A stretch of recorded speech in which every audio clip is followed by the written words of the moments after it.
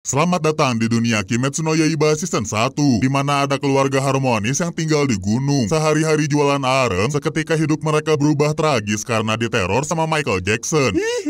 Dia ini namanya Tanjiro, anak paling tua dari keluarga Kamado yang punya 6 bersaudara. Cuman ada ibunya doang, soalnya si ayah udah meninggal karena penyakit. Sakit-sakitan tapi anaknya banyak ya. Keluarga ini sederhana banget kok, tinggal di gunung, menyatu dengan alam, saling support satu sama lain. Hari ini Tanjiro harus turun gunung jualan arang ke kota. Gak lupa adik paling tua yang namanya Nezuko berdoa buat keselamatan kakaknya. Emang kayak gini-gini doang sih keseharian dia. Jalan nembus hutan demi menyambung hidup, terus disambut ibu-ibu. Warga kota juga nyambut baik kedatangan Tanjiro kok. Apalagi dia punya indera penciuman tajam yang bisa ngebantu ngatasin masalah para warga. Beberapa jam kemudian Mega mulai mendung. Tanjiro yang asalnya mau langsung pulang dicegat om-om karena khawatir malam ini Jumat Kliwon. Si om cerita bahayanya keluar malam, di mana banyak orang sering diserang iblis gara-gara pamali sama takut ngelawan orang tua. Apalagi cerita si om mirip sama dongeng neneknya Tanjiro. Jadinya dia persami dulu di kaki gunung, terus baru pulang ke rumah keluarga yang hangat begitu udah siang. Sayang Tanjiro nyium bau darah dari arah rumah, dan emang ternyata keluarganya berlumuran sirup koko pandan. Seakan-akan belum puas takdir yang sarahin dia, Tanjiro seketika emotional damage. Begitu tahu keluarganya kena wipe out, nggak tahu siapa pelakunya. Gak ada yang selamat, kecuali Nezuko yang sekarang buru-buru mau diselamatin karena masih ada tanda-tanda kehidupan. Freestyle dulu bos. Aduh berat. Apapun rintangannya, Tanjiro pasti bisa nyelamatin adiknya. Tapi beda cerita kalau Nezuko tiba-tiba tumbuh taring, ngajakin bungee jumping, terus nyerang kakaknya dengan sosok menakutkan. Mirip cerita para iblis yang suka nyerang manusia, padahal harusnya Nezuko manusia biasa kok. Belum lagi si adik kan berdarah-darah ngelindungin anggota keluarga yang lain. Tanjiro yang yakin Nezuko masih punya kemanusiaan terus-terusan manggil nama adiknya. Dan kayaknya suara si kakak berhasil nyentuh hati si adik. Cuman opera sabun ini bukan urusannya ormas pemburu iblis yang mau ngebasmi Nezuko. Untung Tanjiro sigap ngelindungin adiknya. Walau dengan sekejap Nezuko bisa ditangkap pemburu iblis yang namanya Giyu. Dia keheranan aja, bisa-bisanya ada manusia yang ngelindungin iblis. Mulai Tanjiro ngasih alibi-alibi kayak Tanjiro nyium bau iblis di rumahnya, Nezuko belum pernah ngelukain manusia, janji bakal nyembuhin sang adik yang ujung-ujungnya Tanjiro sujud asal nggak kehilangan keluarganya lagi. Giyu justru marah soalnya kelembekan hati Tanjiro bisa nyalakain semua. Apa yang diomongin Tanjiro cuma omong kosong. Jahat banget mas omongannya. Dia keluarganya baru dibantai, terus adiknya baru jadi wewe gombel loh. Tanpa ragu Giyu mulai eksekusi. Tanjiro lempar batu sembunyi kapak, sekuat tenaga ngerahin tenaganya cuma buat kena, gebuk sampai jatuh. Ternyata kapaknya nggak dibawa Tanjiro tapi dilempar dan hampir bikin Giyu berkepala dua. Di saat si pemburu iblis terkejoet, Nezuko ngelepasin diri, ngedeket ke tempat Tanjiro buat ngelindungin kakaknya dari Giyu yang terkejoet lagi. Dia nggak nyangka Nezuko yang udah jadi iblis masih punya kesadaran buat ngelindungin keluarganya. Beda dari kasus serupa yang pernah Giyu temuin. Semua peristiwa mengejoetkan ini bikin Giyu narik kesimpulan buat ngebiarin Nezuko hidup. Buktinya Tanjiro dapat mimpi ibunya dia, yang artinya nitipin Nezuko ke Tanjiro. Giyu masih ada di sini kok ngejagain sekaligus nyaranin si kakak nyari orang bernama Urokodaki di gunung sebelah. Dia juga bilang sebagai iblis Nezuko nggak boleh kena cahaya matahari. Dan abis nanam semua anggota keluarganya, barulah kakak beradik ini mulai perjalanan mereka demi nyembuhin sang adik. Perjalanannya perlu perjuangan lebih. Mister boleh minta keranjang sama bambu yang di sana? Aduh, kids zaman now sukanya minta-minta. Udah saya bayar. Jadinya Tanjiro maksa bayar terus ngacir bikin kandang buat Nezuko yang lagi jadi tikus tanah. Adik iblis, ayo masuk sini, gak muat. Untungnya badan si adik fleksibel sih, bisa ngecilin badan biar masuk ke dalam kandang dan ngelanjutin perjalanan kapan aja. Kok kedengeran suara cewek ya di situ? Rencananya mau istirahat dulu di kuil setempat. Cuman Tanjiro nyium bau darah dari arah sana. Ternyata udah ada iblis yang nyerang kuil. Seketika naluri iblisnya Nezuko kucur-kucur. Ngelihat banyak makanan bagi dia. Gak ada waktu bengong, si iblis kuil langsung nyerang Tanjiro dan masih bisa dilawan balik. Sayang gak terlalu ngefek ke iblis yang punya kekuatan regenerasi. Apalagi bisa nahan Tanjiro dalam sekejap yang tepinya tendang. Nezuko kuat nahan nafsu iblis buat nolong sang kakak. Badan iblisnya masih gerak, tendang. Walau begitu si iblis masih hidup dan badannya bisa nyerang si adik, sedangkan kepalanya suasananya chaos banget buat Tanjiro yang jarang ketemu iblis. Tapi dengan keras kepalanya dia bisa nahan kepala si iblis di pohon, nolong Nezuko sampai lompat ke tebing yang untungnya sempat dipegang sama si adik. Kalau enggak ya nasibnya bakalan tinggal ngurusin iblis jahat pemakan manusia. Cuman Tanjiro masih naif, masih ragu-ragu. Lama jing, tiba-tiba muncul kakek-kakek di belakangnya nyaranin kepala iblis harus dihancurin kalau mau dibasmi. Masih aja nggak tega, si kakek pun bisa ngerasain Tanjiro simpati sama iblis yang ada di depannya. Keburu bangunlah si iblis, tapi langsung hilang begitu kena cahaya matahari. Nezuko juga buru-buru ngumpet, sedangkan kakek-kakek tadi nguburin penghuni kuil yang jadi korban. Dia ini ternyata Urokodaki yang harus Tanjiro temuin. Hal pertama yang dilakuin Urokodaki, renyahnya suaranya. Si kakek ngasih peringatan Tanjiro harus berpikir cepat kalau berurusan sama iblis. Apalagi harus siap nanggung dosa seandainya Nezuko bertindak kayak iblis-iblis lain. Urokodaki sih mau-mau aja ngejadiin Tanjiro sebagai muridnya dengan syarat dia harus lulus ujian yang dites saat ini juga. Dites lari adu stamina. Aduh, tolong. Istirahat bentar di rumah Urokodaki sekalian narusin Nezuko. Terus Tanjiro dibawa ke dalam gunung buat disuruh turun sendirian tengah malam. Sebenarnya tinggal turun aja ya kan, tapinya udah ada jebakan-jebakan yang bikin tes ini susah. Udah napas di gunung terbatas, jebakan yang susah dilihat sama mata telanjang makin nambah kesulitan. Yang bisa diandelin sekarang palingan indera penciumannya. Beberapa jebakan bisa dilewatin meski kadang tung ketiban bambu. Cuman demi bisa ngelindungin dan nyembuhin adiknya, rintangan atau tes apapun bakal dilakuin Tanjiro. Ngelihat kegigihannya juga adanya permintaan dari Giyu, akhirnya Urokodaki mau ngangkat Tanjiro sebagai muridnya. Pelatihan dimulai dari cerita sejarah ormas pemburu iblis yang dibentuk sejak nggak tahu udah lama pokoknya. Mereka ini ngelawan iblis yang kuatnya nggak ada obeng, punya jurus spesial, punya regenerasi super. Maksud lu seperti ini?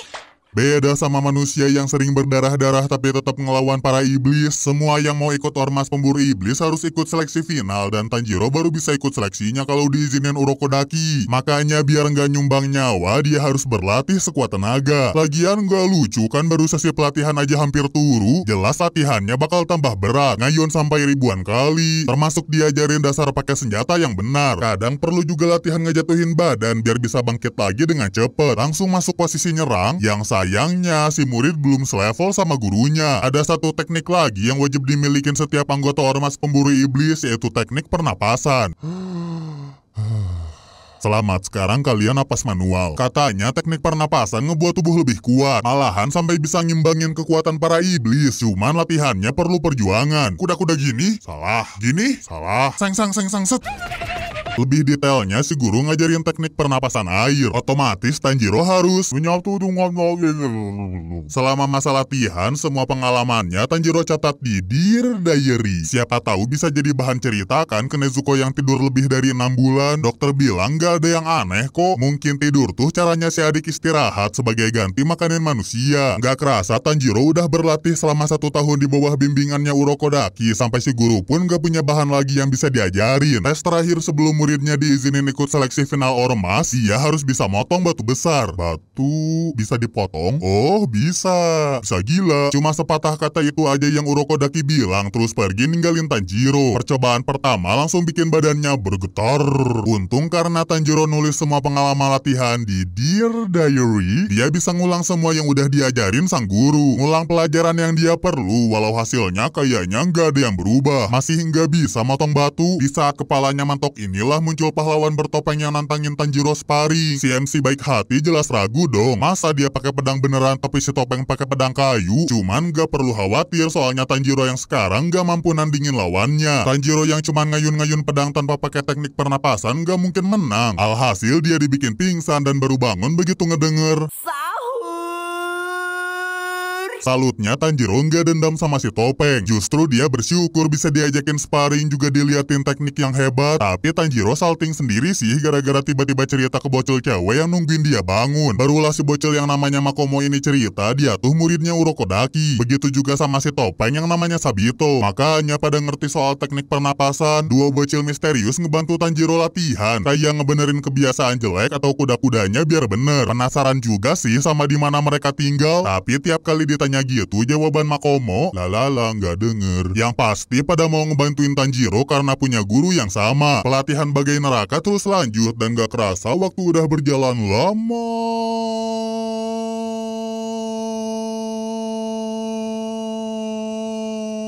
Sampai Tanjiro aja udah gondrong. Kali ini Sabito pakai pedang beneran buat ngelawan Yorichi Tanjiro. Pertarungan penentuan di tengah hutan sunyi ditemani hujan es batu berlangsung sesaat dengan kemenangan Tanjiro yang bisa ngebelah topeng Sabito. Dia tersenyum ngeliat teman sparringnya berkembang. Makomo juga kelihatan lega sambil menghilang dari lane karena akhirnya Tanjiro ngebelah batu dengan kekuatannya sendiri. Menurut Tanjiro sendiri, alasan dia bisa menang tuh sekarang dia mampu ngedeteksi bau sebuah benang yang nyambung ke lawan bertarungnya. Pedangnya serasa ditarik benang tadi, jadi serasa punya kekuatan tambahan sesaat. Batunya udah kepotong gini juga, dia masih bertanya-tanya, batu bisa dipotong? Wah, udah gila ini. Tiba-tiba Urokodaki muncul ngelihat hasil latihan muridnya. Aslinya sih si guru nggak mau ngizinin Tanjiro ikut seleksi final, takutnya gagal kayak murid-murid terdahulu. Tapi berhubung dia udah kerja keras, tangisannya sang murid jadi penanda masa-masa latihan yang berat selesai juga. Malamnya mereka makan-makan, ngerayain keberhasilan Tanjiro. Perlu asupan nutrisi juga kan biar luka-lukanya cepat sembuh. Nggak lupa potong rambut biar nggak dirazia kesiswaan. Palingan Urokodaki ngasih wejangan-wejangan tambahan. Misalnya harus hati-hati soalnya iblis makin kuat kalau mereka banyak makan manusia, atau ngasih topeng ambu yang katanya bakal ngelindungin penggunanya. Kalau semua persiapan udah beres, waktunya Tanjiro berangkat, minta doa restu dari adik iblisnya, pamitan sama sang guru dan titip salam buat Sabito Makomo. Seketika Urokodaki ngerasa keheranan soalnya nama-nama itu tuh nama dari muridnya dia yang udah meninggal. Latar waktunya langsung malam lagi. Ngirit budget kali ya. Tanjiro nyampe juga di lokasi seleksi final yang di sekelilingnya penuh bunga wisteria. Banyak bocil-bocil penyumbang nyawa hadir di sana. Ada juga yang kelihatan emang punya kemampuan. Seleksi final Ormas Pemburu Iblis dibuka sama dua panitia yang ngejelasin sistem seleksinya. Di dalam gunung ini ada iblis-iblis yang udah ditangkap. Mereka nggak bisa kabur soalnya kehalang bunga wisteria yang dibenci para iblis. Nah, supaya bisa lolos seleksinya, para kandidat cuma perlu bertahan hidup selama 7 hari aja kok. Enteng banget Tanjiro ngomongnya. Tanjiro yang udah terlatih sih bisa gerak dengan sigap. Apalagi dibantu penciumannya yang tajam, iblis nyerang tiba-tiba aja pasti ketahuan sama dia. Muncul satu lagi juga nggak masalah soalnya malah pada punya gua anjir. Ibu lu punya gua. Kesabar. Ujung-ujungnya mereka ngincer mangsanya barengan. Tanjiro pakai teknik pernapasan air, muncul efek yang GG ngangkat derajat anime ini. Para musuh pun beres dalam sekejap. Pedang yang dipakai Tanjiro tuh disebut pedang Nichirin. Dibuat dari mineral yang dipenuhin elemen-elemen matahari khusus ngelawan iblis. Tapi harus motong kepala mereka ya. Emang iblis-iblis tadi bisa dikalahin dengan cepet, cuman beda cerita kalau Tanjiro nyium bau busuk dari iblis yang badannya tangan semua. Kayaknya udah banyak banget korban dia. Apalagi kalau Tanjiro nggak gercep, si bocil beban ini hampir nambahin killing streak si iblis. Seketika perhatian iblis tangan pindah ke Tanjiro karena ngeliat topeng yang dia bawa. Topeng yang nandain pemakainya itu murid Urokodaki. Dan jelas si iblis tangan dendam banget sama si kakek yang udah ngebawa dia ke gunung ini. Makanya dari 50 orang yang udah si iblis makan, 13 diantaranya adalah bocil-bocil murid Urokodaki. Termasuk Sabito sama Makomo yang tawas mengenaskan di tangannya. Tanjiro yang kebawa emosi juga bakalan kesusahan sih gara-gara nggak pakai tekniknya dengan bener. Dan di saat inilah aku harus kabur. Kan beban kan? Satu lagi murid Urokodaki yang jadi korban, habisnya Tanjiro nggak gerak-gerak. Untungnya Tanjiro punya spektator, bikin dia sadar terus bisa ngehindarin serangan si iblis. Cuman kayaknya diserang terus-terusan juga percuma gara-gara tangannya nggak habis-habis. Sempat ada pikiran buat kabur tapi nanti bakal ada banyak korban. Akhirnya Tanjidor mutusin ngelawan balik, pakai indera penciuman buat ngehindarin serangan tiba-tiba, terus maju nerjang musuh sampai sekarang dia ada di hadapannya. Iblis tangan pede nggak akan bisa ditebas. Dulu Sabito pernah nyoba juga kan, malah pedangnya yang potong. Tapi Tanjiro ngeliat benang yang nandain ini adalah akhir dari teror si iblis. Seketika muncul flashback si iblis, biar kasihan sedikit lah. Flashback dimana dia baru jadi iblis dan jajan manusia pinggir jalan. Di saat itulah muncul Urokodaki yang masih jadi anggota ormas ngelawan si iblis, terus nangkep dia. Sekarang si iblis sudah kepotong, cuman kelihatan ekspresi sedih dari Tanjiro soalnya ngerasain si iblis tuh aslinya ketakutan. Hanya seorang bocil yang diubah jadi iblis. Makanya Tanjiro megang tangannya sambil berdoa semoga di kehidupan selanjutnya si iblis bisa hidup damai. Musnahnya lawannya ini bikin arwah murid-murid Urokodaki meninggal dengan tenang. Yang perlu dilakuin Tanjiro tinggal nanya-nanya iblis cara balik jadi manusia. Walau jawabannya nggak ketemu dan nggak kerasa, dia nyampe di tempat checkpoint penuh sama bunga wisteria. Pagi hari tiba, cuma ada 4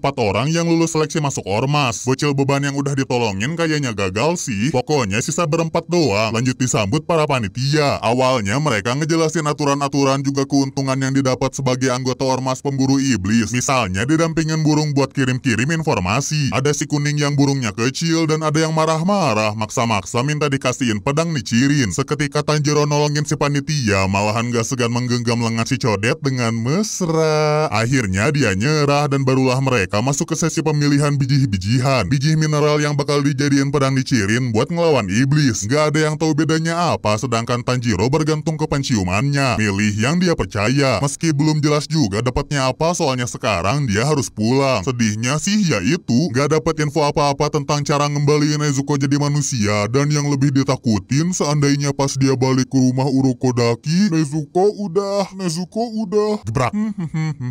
Apaan tuh? Langsung lari, langsung jatuh, langsung pelukan. Pada terharu ngelihat saudara masing-masing masih hidup. Pasti Urokodaki ikutan senang karena muridnya bisa pulang dengan selamat. Diceritainlah kejadian apa aja yang terjadi di seleksi final, termasuk si iblis yang emang ngincer murid-muridnya si kakek. Paling Tanjiro dikasih hujangan lagi, dia bakal ketemu iblis-iblis yang lebih kuat. Malahan bisa aja ketemu iblis sumbernya, iblis yang ubah manusia jadi iblis, dan dia dikenal dengan nama Mukail Jakzan. Intinya harus lebih waspada, soalnya iblis yang nanti ditemuin punya jurus aneh-aneh. Walau nggak seaneh si adik yang mulihin tenaganya dengan tidur mulu. Beberapa hari lewat, datang Haganezuka si penempang ngebawain pedang dicirinnya Tanjiro. Kayaknya si mas bertopeng semangat banget ngelihat si pemilik pedang berambut bermata merah. Dianggapnya anak cahaya yang bisa bikin pedang dicirin jadi berwarna merah, merah kemerahan. Ya emang pedang dicirin disebut juga pedang yang bisa berubah warna. Sayang begitu Tanjiro coba, ternyata pedangnya warna hitam. Alhasil Haganezuka ngamuk-ngamuk ngasih pelukan hangat. Untungnya datang burung gagak ngasih perintah Tanjiro pergi ke suatu desa investigasi gadis-gadis yang kemungkinan hilang diculik iblis. Besoknya Tanjiro siap-siap pakai seragam ormas, siap ngunjungin kondangan terdekat. Nggak lupa Urokodaki ngasih kotak Imajinasi. biar Nezuko lebih aman lah dibawanya, biar nggak kayak kemarin. Aduh, tolong dicobain dulu sama penghuninya. Nezuko, ayo masuk kandang. Gerasa kerusuk, ketangkep lo. Mama, aku takut. Udah waktunya anggota ormas pemburu iblis baru ini pergi, dan sebagai perpisahan Urokodaki ngasih perjalanan Tanjiro ke tempat baru nggak jauh-jauh amat. Nggak sampai sehari udah nyampe di kota tujuan. Di tengahnya keramaian kota ini kelihatan seorang mas-mas muka memar yang linglung sampai digibahin. Jeng, katanya dia nonton doang tapi nggak subrek. Jeng, tunangannya dia dimakan iblis ya. Disamperin dong sama Tanjiro yang pengen tahu apa aja yang terjadi di kota ini. Dia dibawa ke tempat tunangan si mas diculik, dan emang bener kecium aroma iblis di sana. Sebagai anggota ormas, Tanjiro pasti langsung percaya omongan si mas tentang tunangannya yang hilang tiba-tiba. Cuman kasihannya warga biasa, apalagi keluarga si tunangan, nggak mikir gitu. Akibatnya dia babak belur demi ngembaliin selendang tunangannya. Meski begitu, Tanjiro tetap percaya kok, soalnya Tanjiro terus.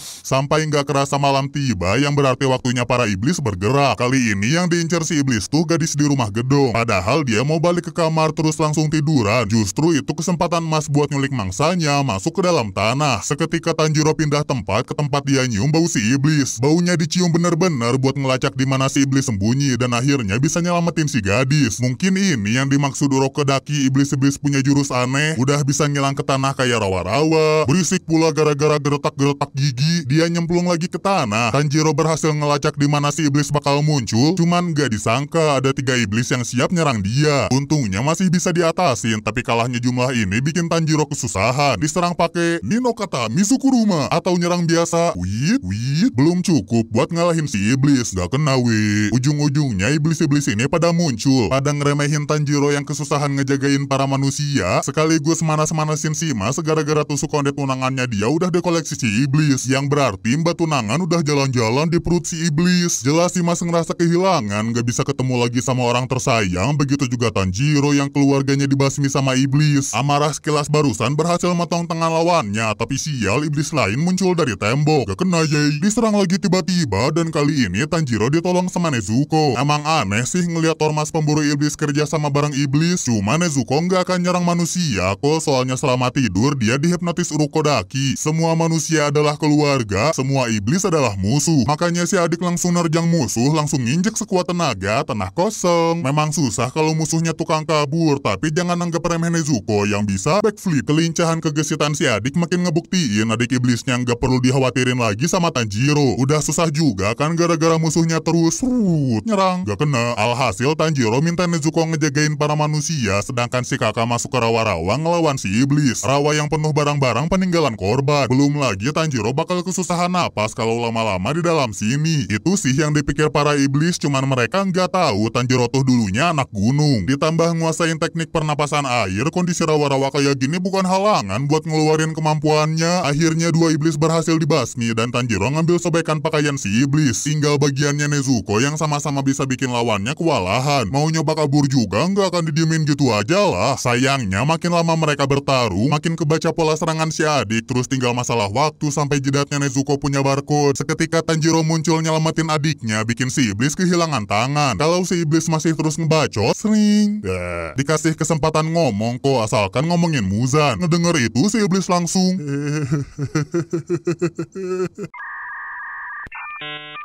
dia benar-benar ketakutan, gak berani ngomong apa-apa tentang iblis yang disebut rajanya para iblis. Apalagi dulu diancam sampai mulutnya berbusa. Si iblis yang makin panik tiba-tiba numbuhin lagi tangannya, nyerang dengan akurasi 0% cuma buat ditebas sama Tanjiro. Inilah akhir dari iblis rawa yang gak ngasih petunjuk apapun tentang Muzan. Nezuko sih balik ke mode tidur, dan karena musuh-musuh udah diberesin, saatnya kita ngepacking Nezuko. Masih ada si mas-mas yang shock ngeliat kenyataan tunangannya dimakan gitu aja sama iblis. Mas, nanya gak apa-apa, gua gebuk lu. Gak apa-apa, anjing. Si mas malah lanjut ngamuk, ngata-ngatain si bocil di depannya, gak tahu apa-apa tentang rasa kehilangan. Tapi yang dilakuin Tanjiro cuma megang tangan si mas, masang muka senyum sedih, ngasihin sobekan pakaian iblis yang ternyata ada ikat rambut tunangannya mas pacar. Barulah dia sadar Tanjiro udah ngelaluin hal yang lebih berat. Bener-bener minta maaf karena sadar tangan bocilnya Tanjiro yang kasar tuh bukti si bocil ngejalanin latihan berat. Pasti dimaafin kok, soalnya satu-satunya yang gak akan dia maafin cuman Muzan. Mungkin Tanjiro makin deket sama tujuannya, abisnya langsung dapat tugas buat ngedatengin kota lain. Kota yang lebih modern, penuh sama lautan manusia. Nyoba sembunyi ke lorong tapi malah nemu yang sus. Nyoba kabur deh ke tempat sepi sambil nongkrong di Warmindo. Suasana kota kayak tadi nggak banget ah ya buat mereka. Mending ngangetin badan sambil makan Indomie goreng nggak pakai kecap, ngaco botak. Tapi baru juga satu seruput, Tanjiro ngerasain bau iblis yang sama kayak bau di rumahnya dulu. Mangkok minyak dijatuhin padahal nggak perlu. Buru-buru pergi ke sumber baunya. Semua orang yang ngalangin disuruh.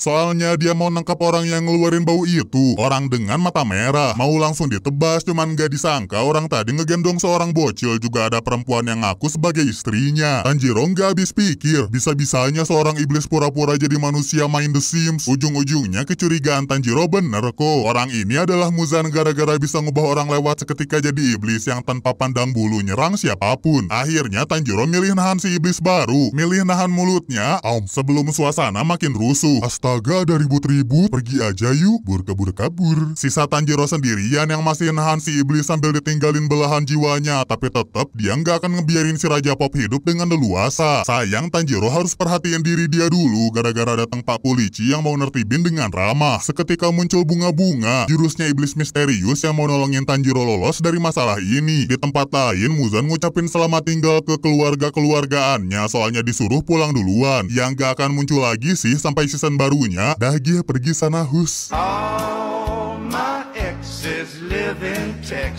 Lanjut masuk gang remang-remang dan ketemu sama para pemuda tersesat. Minta rugi gitu gara-gara udah ditabrak. Tapi kalau Muzan terus-terusan diganggu, siap-siap aja nyawa melayang. Dia belum puas kalau belum bantai-bantai. Apalagi tadi diajak mukanya pucat kayak orang sakit. Muzan langsung manjangin kukunya, masukin darahnya ke manusia, dan itulah cara ngubah manusia jadi saldo dana. Sayang kalau si manusia nggak sanggup nerima darah yang mulia Maharaja Muzan. Manusianya bakalan meleleh. Gak lama kemudian si Raja Pop manggil bawahan-bawahannya buat nyari Tanjiro, soalnya pakai anting yang mirip sama antingnya anggota ormas yang dulu pernah Muzan lawan. Tanjiro sendiri sih lagi diamuk say tampan gara-gara ngejatuhin mie bikinannya. Ngerasa makanannya nggak dihargain. Ini juga diem doang mau makan tuh. Mulutnya buka kek. Ujung-ujungnya si kakak ngambil bagiannya Nezuko, semuanya dihabisin dalam sekejap. Terima kasih hidangannya. Dadah. Ayo kabur cepet. Tiba-tiba mereka dicegat sama yang namanya Yushiro, diajak nemuin Mbak Iblis yang nolongin Tanjiro sebelumnya. Walau aslinya Yushiro juga nggak mau si Mbak Iblis ketemu orang gak dikenal. Apalagi dia nganggep Nezuko tuh iblis bermuka jelek. Jelas dimarahin si kakak dong, berani-beraninya bilang adiknya jelek. Akhirnya pada pergi dari sana diikutin Tanjiro yang masih ngamuk-ngamuk. Nezuko kamu nggak jelek kok, nggak jelas hilang. Wih, lama elah. Sebelum masuk tempat persembunyian, Tanjiro diancam jangan bertindak kurang ajar atau ngomong jomok. Alasannya tuh ya karena si Mbak Iblis yang namanya Tamayo adalah orang yang dikagumin Yushiro. Dia ini dokter dan ngerawat si iblis iblis juga istrinya di sini. Jadi Tamayo sama Yushiro tuh iblis, cuman gak dikendaliin Muzan. Gak nyerang manusia meski tetep butuh sedikit darah buat bertahan hidup. Diajak ke ruangan sebelah biar ngobrolnya enak. Terus Nezuko rebahan. Twing, wihihi, nye.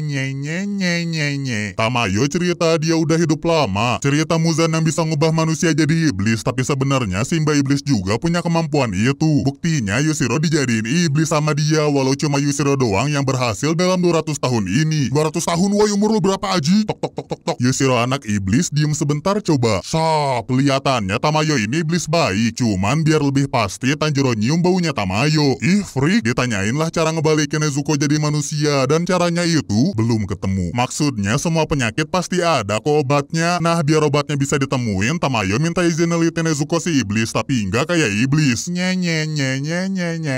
Soalnya kondisi si adik ini unik banget. Selain itu, Simba iblis juga minta Tanjiro ngumpulin darah Muzan yang bisa diambil dari iblis-iblis kepercayaannya si Raja Pop. Dengan obrolan ini, akhirnya Tanjidor punya petunjuk buat nyembuhin adiknya. Sayang pertemuan ini keganggu gara-gara iblis bawahannya Muzan nemuin tempat persembunyian mereka. Mereka diserang iblis yang pakai boing-boing penghancur rumah orang. Boing-boingnya juga sakti, soalnya bisa nemuin tempat sembunyi Tamayo DKK, dan yang lebih mengejutkan, arah gerakannya bisa tiba-tiba berubah terus bikin Yushiro meledak. Gak perlu khawatir kok, kan mereka aslinya iblis. Palingan Nezuko disuruh ngebawa pasiennya Tamayo ke basement, sedangkan Tanjiro nyoba nahan bola dengan cara jeleb. Sayangnya cara itu masih gagal, ciloknya lepas lagi. Wajar sih habisnya para iblis musuh ini ngaku mereka tuh iblis 12 Demon Moons, iblis-iblis yang langsung dikomando sama Muzan. Udah musuhnya bisa numbuhin tangan.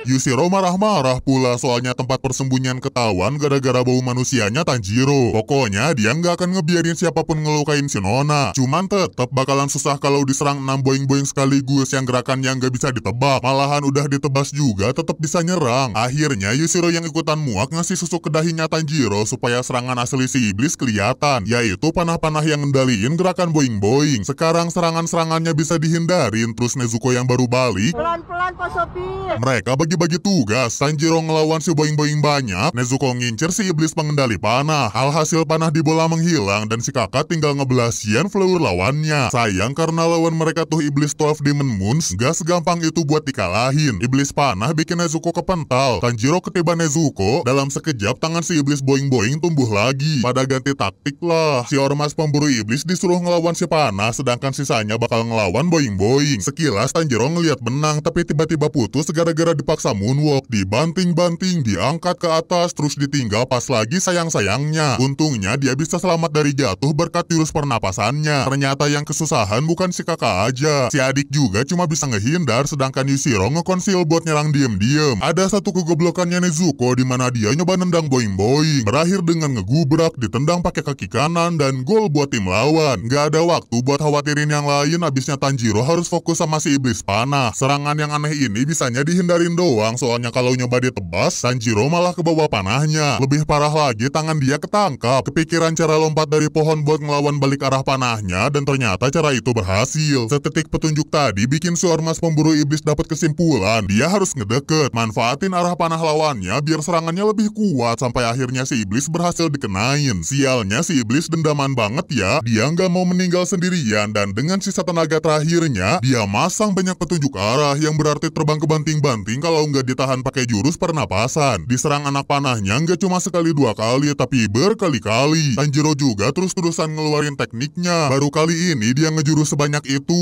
Ujung-ujungnya si iblis panah mati dengan dendam. Terus Tanjiro yang udah lepas dari panah, awas jatuh kak. Beruntung si ormas pemburu iblis masih hidup. Walau tulang badan-badannya pada retak, dia nggak bisa santai karena masih ada iblis lain yang bikin Yushiro kesusahan. Mau nyoba ngilang juga nggak mempan ngelawan boing-boing yang bisa ngedeteksi musuh. Dan di saat inilah Nezuko ngebangkitin jiwa striker egoisnya. Semua lemparan bolanya bisa ditendang balik sang striker. Terjadi wantu yang sangat sengit dari kedua belah pihak. Para pemirsa, bola melesat dengan rendah lalu diakhiri oleh tendangan keras melesat ke gawang lawan. Sebelumnya Tamayo nyembuhin kaki Nezuko pakai obat obat-obatan khusus iblis, tapi obatnya beneran cuma penyembuh doang kok. Artinya kekuatan striker egois tadi murni kekuatannya Nezuko yang meningkat pesat. Tetap nggak akan bisa menang sih kalau si iblis boing-boing udah serius. Makanya Tamayo ngambil alih pertarungan. Seketika si boing-boing ketakutan, nggak mau keceplosan sama tuannya. Cuman kalau Tamayo udah ngeluarin jurus bunga-bunga pengacau otak, akhirnya keceplosan juga lah dia. Langsung teriak minta ampun gara-gara tahu nyawanya nggak akan lama lagi. Darah Muzan yang ubah manusia jadi iblis langsung ngerenggut nyawa iblis yang berani nyebut nama Muzan. Sungguh akhir yang tragis buat si iblis 12 Demon Moons. Dari sini keungkap selain pedang dicirin sama sinar matahari, Muzan sendiri juga bisa ngabisin para iblis. Buru-buru Yushiro nahan mulut hidung Tanjiro biar nggak ngehirup jurus nonanya. Bahaya deh buat manusia. Nezuko yang seorang iblis aja harus diobatin gara-gara kebanyakan ngehirup jurusnya Tamayo. Waktunya ngambil darah para iblis, tapi ternyata lawan-lawan tadi tuh bukan iblis 12 Demon Moons. Buktinya nggak ada ukiran angka di bola matanya. Darahnya tetap diambil kok buat diteliti sekaligus ngobatin Nezuko di basement. Sisa Tanjiro sama si iblis boing-boing yang minta bola boing-boingnya diambilin sama Tanjiro si baik hati, soalnya ini saat-saat terakhir lawannya sebelum menghilang kena sinar matahari. Si ormas pemburu iblis beneran gak habis pikir. Udah Muzan nyiksa manusia, bisa-bisanya sesama iblis juga nggak dikasih ampun. Makin mantep lah dia buat ngeburu biang kerok. Tapi pertama-tama Tanjiro mau mastiin kondisi adiknya dulu yang udah bisa lari-larian. Semuanya dipeluk-pelukin, termasuk meluk Tamayo juga ngelus-ngelus Yushiro. Udah dianggap sebagai keluarga. Padahal sugestinya sih cuma manusia doang yang dianggap keluarga. Mungkin ini berarti Nezuko nganggep dua iblis yang ada di hadapannya ini adalah manusia. Tamayo langsung nangis terharu karena dirinya yang iblis ini masih dianggap sebagai manusia. Dianggap sebagai keluarga. Yushiro juga keingetan saat-saat dia sekarat, terus ditawarin Tamayo kesempatan hidup sebagai iblis. Berhubung tempat persembunyiannya udah ketahuan sama bawahan Muzan, rencananya sekarang Tamayo Yushiro mau pergi jauh-jauh. Nawarin Nezuko biar diurus sama dia daripada harus bertarung lawan iblis. Cuman ujung-ujungnya si adik megang tangannya yang nandain mereka nggak mau dipisahin. Nggak mau dipisahin lagi dari keluarga, tapi Nezuko malah tikit-tikit.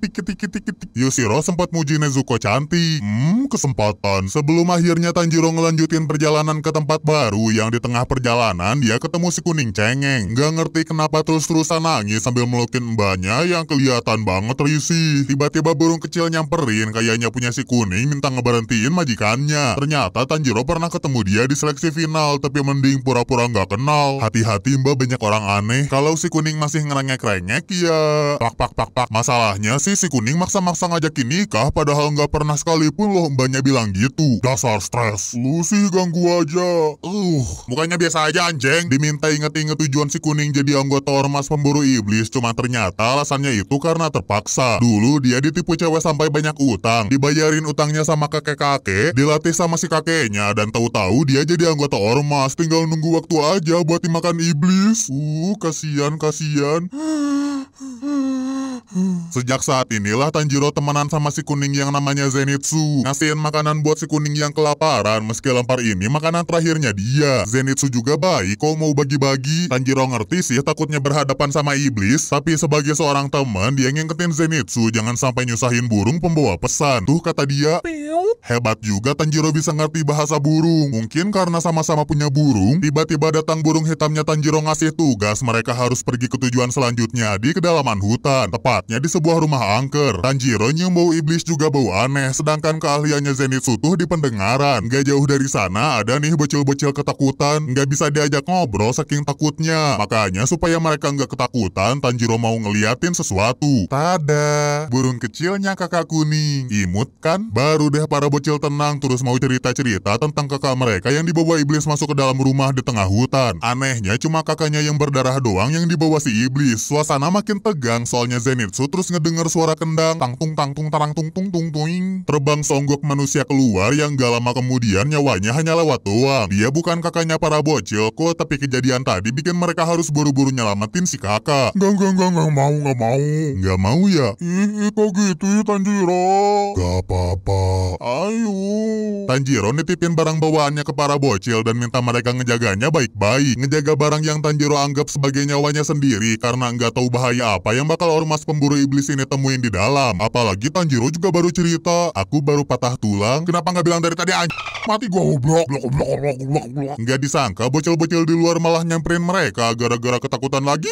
Ngedengar suara aneh dari kotak yang dititipin. Aduh, bocil nyusahin. Sial, rumahnya gerak-gerak. Zenitsu ketakutan ngedorong Tanjiro sama bocil cewek ke ruangan lain dan tiba-tiba semuanya pindah tempat sesuai irama pukulan kendang. Nyoba nenangin si bocil biar nggak takut, cuman bakalan susah kalau iblis kendang pemilik rumah ini langsung muncul. Di saat yang sama, Zenitsu dan bocil cowok nyariin yang lain. Masih aja cengeng ketakutan, malahan sosok penakutnya ini sampai dibacotin sama si bocil. Allah, ayo kabur, ayo kabur, ayo. Sayang, pintu yang arah keluar justru jadi ruangan lain. Ngebuka pintu lain, pintu yang lain. Cuma nemunya manusia berkepala babi hutan yang langsung hup set pergi menghilang begitu saja, ninggalin si bocil juga. Jangan ngeliatin aku gitu. Balik lagi ke Tanjiro yang berusaha nggak bersuara, nyuruh si bocil cewek sembunyi terus nyerang si iblis kendang. Lawannya nepuk-nepuk salah satu kendang dan ruangannya langsung goyang. Inilah kekuatan iblis pemilik rumah angker yang bisa manipulasi rumah ini sesuka hati. Makin bingung Tanjiro gara-gara si manusia berkepala babi hutan tiba-tiba datang ke ruangan mereka nantangin si iblis kendang. Lagi-lagi nggak segampang itu gara-gara ruangannya diputer-puterin dan nggak sengaja si babi nginjek bocil cewek. Dilempar dong sama Tanjiro, cuman si babi hutan nggak nyangka ada orang yang bisa ngelempar badan dia. Alhasil targetnya berubah, maunya nyerang Tanjiro aja barengan sama si iblis kendang yang sekarang nyerang pakai jurus lain mirip cakaran monster. Perlahan si ormas pemburu iblis ngerti cara kerja jurus lawannya, tapi tiba-tiba buat kesekian kalinya mereka pindah ruangan. Jadi nguntungin sih, soalnya Tanjiro dan si bocil cewek kepisah dari iblis kendang juga si babi hutan. Di saat yang sama, Zenitsu bareng si bocil cowok jalan dikit-dikit nyari jalan keluar rumah. Tapi namanya juga takut, Kak Zenitsu.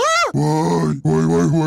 Maksudnya si bocil manggil tadi biar nyadarin Zenitsu. Abis kalau yang dewasanya lebih takut bikin bocilnya ngeri juga kan? Ya maaf. Sialnya gara-gara pada berisik terus muncul iblis berlidah panjang ngejar-ngejar mereka. Lidah panjangnya ini dipakai buat nyerang, atau dipakai buat nyerang target yang jauh. Nggak ada jalan kabur soalnya malah masuk ke ruangan. Zenitsu ngerti kok. Meski ketakutan dia harus ngelindungin warga dari iblis. Tapi kalau ngeliat wujudnya, mau kemana cinta? Oh ya, langsung pingsan, langsung tidur di tempat. Nggak ada lagi yang bisa ngelindungin si bocil dari iblis yang nyerang pakai lidahnya tapi tiba-tiba kepotong. Seketika Zenitsu bangkit, pasang kuda-kuda, ngeluarin teknik pernapasan petir bentuk pertama, ngebelah musuhnya secepat kilat. Barulah dia sadar, cuman kalau disamperin kepala lawannya, apa itu? Ngiranya si bocil cowok dong yang nyelamatin, tapi mau apapun ngiranya, yang jelas nyawa mereka sekarang udah aman. Di tempat lain si babi hutan masih lari-lari, keliling-keliling gak jelas, nyariin iblis-iblis yang tiba-tiba muncul ngalangin rutenya dia. Si iblis sendut juga salah satu iblis yang ada di rumah ini. Sayang dia malah ketemu si babi hutan yang ngamuknya udah nggak ketolong. Langsung nyerang si iblis tanpa ampun terus lari-larian lagi. Udah gitu doang, nggak seru ai. Mendingan kita balik ke Tanjiro yang meriksa keadaan sekitar. Nemu korban manusia di lorong terus ngajak si bocil cewek buat pindah ruangan lain tanpa ngeliatin korban barusan. Nggak jauh dari sana dia nyium bau yang belum pernah dia cium dan ternyata asalnya tuh dari kakaknya para bocil. Akhirnya bisa ketemu juga ya. Pertama-tama Tanjiro ngobatin luka si kakak pakai krim buatan karakter berhidung panjang yang katanya ampuh buat segala luka. Begitu agak tenangan, baru si kakak cerita detik-detik sebelum dia dimakan iblis, dimana ada 3 iblis yang rebutan, saling gelut sampai ngelepasin salah satu kendang yang dipakai si kakak buat kabur. Kendang inilah yang bisa bikin dia bertahan hidup. Para iblis juga nyebut dia sebagai darah langka. Seketika burung hitamnya Tanjiro muncul, ngejelasin maksudnya darah langka. Darah manusia yang setara 100 manusia bagi iblis-iblis. Makanya pemilik darah langka pasti jadi inceran para iblis, apalagi si iblis kendang yang bentar lagi nyampe tempat mereka. Buat terakhir kalinya, para bocil diminta mukul kendang buat pindah tempat begitu Tanjiro melesat ke ruangan lain supaya bisa ngelawan si iblis sendirian. Berkat pertarungan sebelumnya, dia udah ngerti trik iblis kendang, cuman sayang badannya yang bobrok kesusahan buat gerak. Selama ini dia bisa bertahan ya karena ada Zenitsu, ada orang-orang yang harus dijaga. Pikiran-pikiran ngeri kayak ketebas juga bikin Tanjiro tambah ngeri. Tapi ada satu momen dia inget wejangan si hidung panjang, di mana air itu punya sifat adaptasi, bisa menyesuaikan jadi apapun. Makanya di pertarungan sekarang juga Tanjiro nggak akan nyerah. Sayang keteguhan hati itu nggak ngubah kenyataan, si ormas pemburu iblis masih kesusahan ngelawan iblis kendang. Ruangannya diputer-puter barbar, dicabik-cabik cakar transparan, malahan hampir aja Tanjiro jatuh ke jurang-jurangan. Kalau aja si iblis kendang bisa makan darah langka, dia bisa jadi lebih kuat. Nggak akan ngecewain tuannya yang nyopot iblis kendang dari jabatan iblis 12 Demon Moons. Dia makin kepancing gara-gara Tanjiro nyuruh si iblis nyerah aja ngedapetin darah langka. Keingetan lagi lah dia sama masa lalunya semasa masih jadi manusia, dimana dia selalu diremehin, karya tulisnya selalu dibilang gak menarik, selalu disuruh menyerah, disuruh main kendang aja, dung tak dung. Pokoknya karya dia sama sekali gak dihargain, yang bikin si iblis kendang mantepin dirinya buat berubah jadi iblis. Dan gara-gara keingetan flashback tadi, dia keluarin semua kekuatannya. Dung, ruangannya makin berputar hebat, jumlah cakarannya juga nambah, tapi di tengah-tengah kekeosan ini, Tanjiro nggak nginjek karya tulisnya si iblis. Maksudnya dia sih lagi nyari cara biar bisa gerak tanpa ngerasain patah tulangnya. Taunya malah dapat petunjuk arah serangan Cakartuh bisa ketahuan dari bau lumut yang dia cium. Serangan si iblis kendang udah nggak ada yang berhasil. Sekarang gilirannya Tanjiro gunain teknik pernapasan air, ngedeket ke si arah lawan. Kelihatan benang yang ngebantu harus kemana Tanjiro nyerang sambil muji teknik lawannya yang hebat. Akhirnya teror si iblis kendang selesai juga. Nggak lupa Tanjiro ngumpulin darah iblis buat nanti diteliti Tamayo. Nggak perlu bingung gimana cara ngirimnya, soalnya kurir kucing datang tadi jemput, pulang tadi antar. Udah waktunya si ormas pemburu iblis nyamperin para bocil, dan sebelum dia pergi, Tanjiro ngasih penghormatan terakhir ke si iblis. Emang dia gagal jadi iblis kuat, cuman dia justru terharu karena seenggaknya karya-karya dia dianggap hebat, dianggap berharga sama Tanjiro. Sayangnya kalau si MC sih kadang-kadang gak ada harga dirinya di hadapan bocil-bocil yang panik gara-gara kendang pindah tempat tiba-tiba hilang. Artinya si iblis kendang beneran udah dikalahin, terus mereka bisa keluar dari rumah angker ini. Cuman nih, lagi-lagi Tanjiro nyium bau darah yang asalnya dari luar. Buru-buru mereka semua pergi ya, ternyata Zenitsu mati-matian ngelindungin casing Nezuko dari si kepala babi hutan. Beberapa saat sebelumnya, si kuning sama si bocil cowok yang tersesat tiba-tiba berhasil keluar duluan. Aslinya dia pingsan sih, tapi bisa ngedengar suara-suara gitulah, termasuk tahu suara iblis yang hilang karena Tanjiro udah ngalahin lawannya. Suara bocil cowok yang khawatirin dia juga kedengeran. Abisnya, kita jatuh ya. Kenapa sih kok nangis gitu?